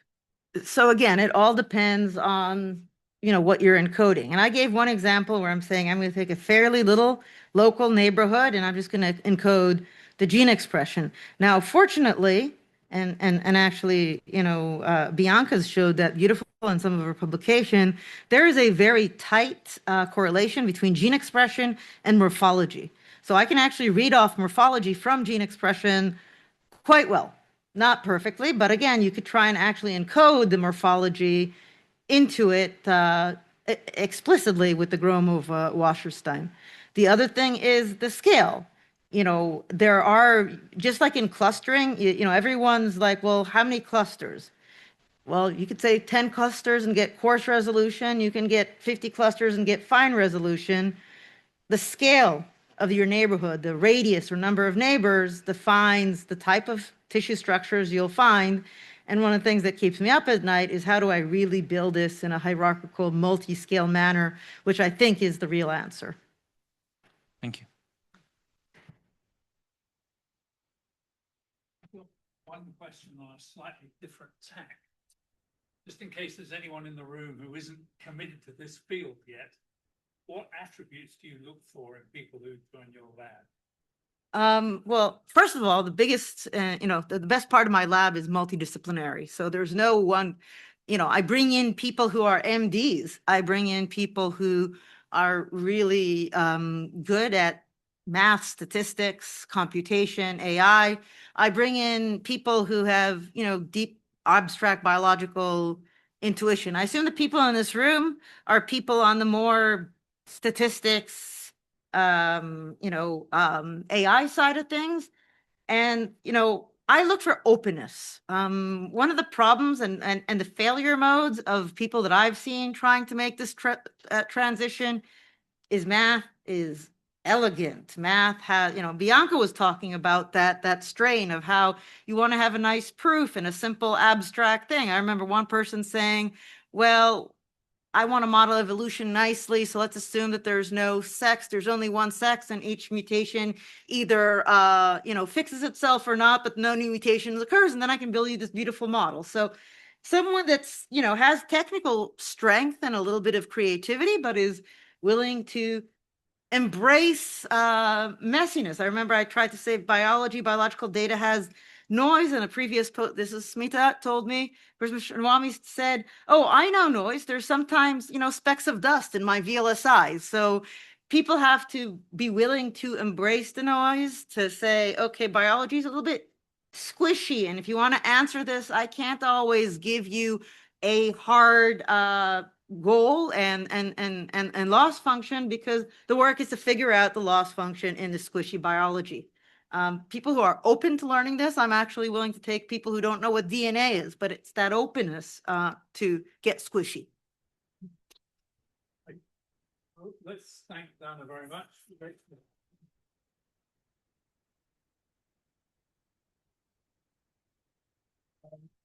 We're just about to bring things to a close, but first, would you thank Lorenza? Oh, you want me recorded? Oh, I'm not sure why.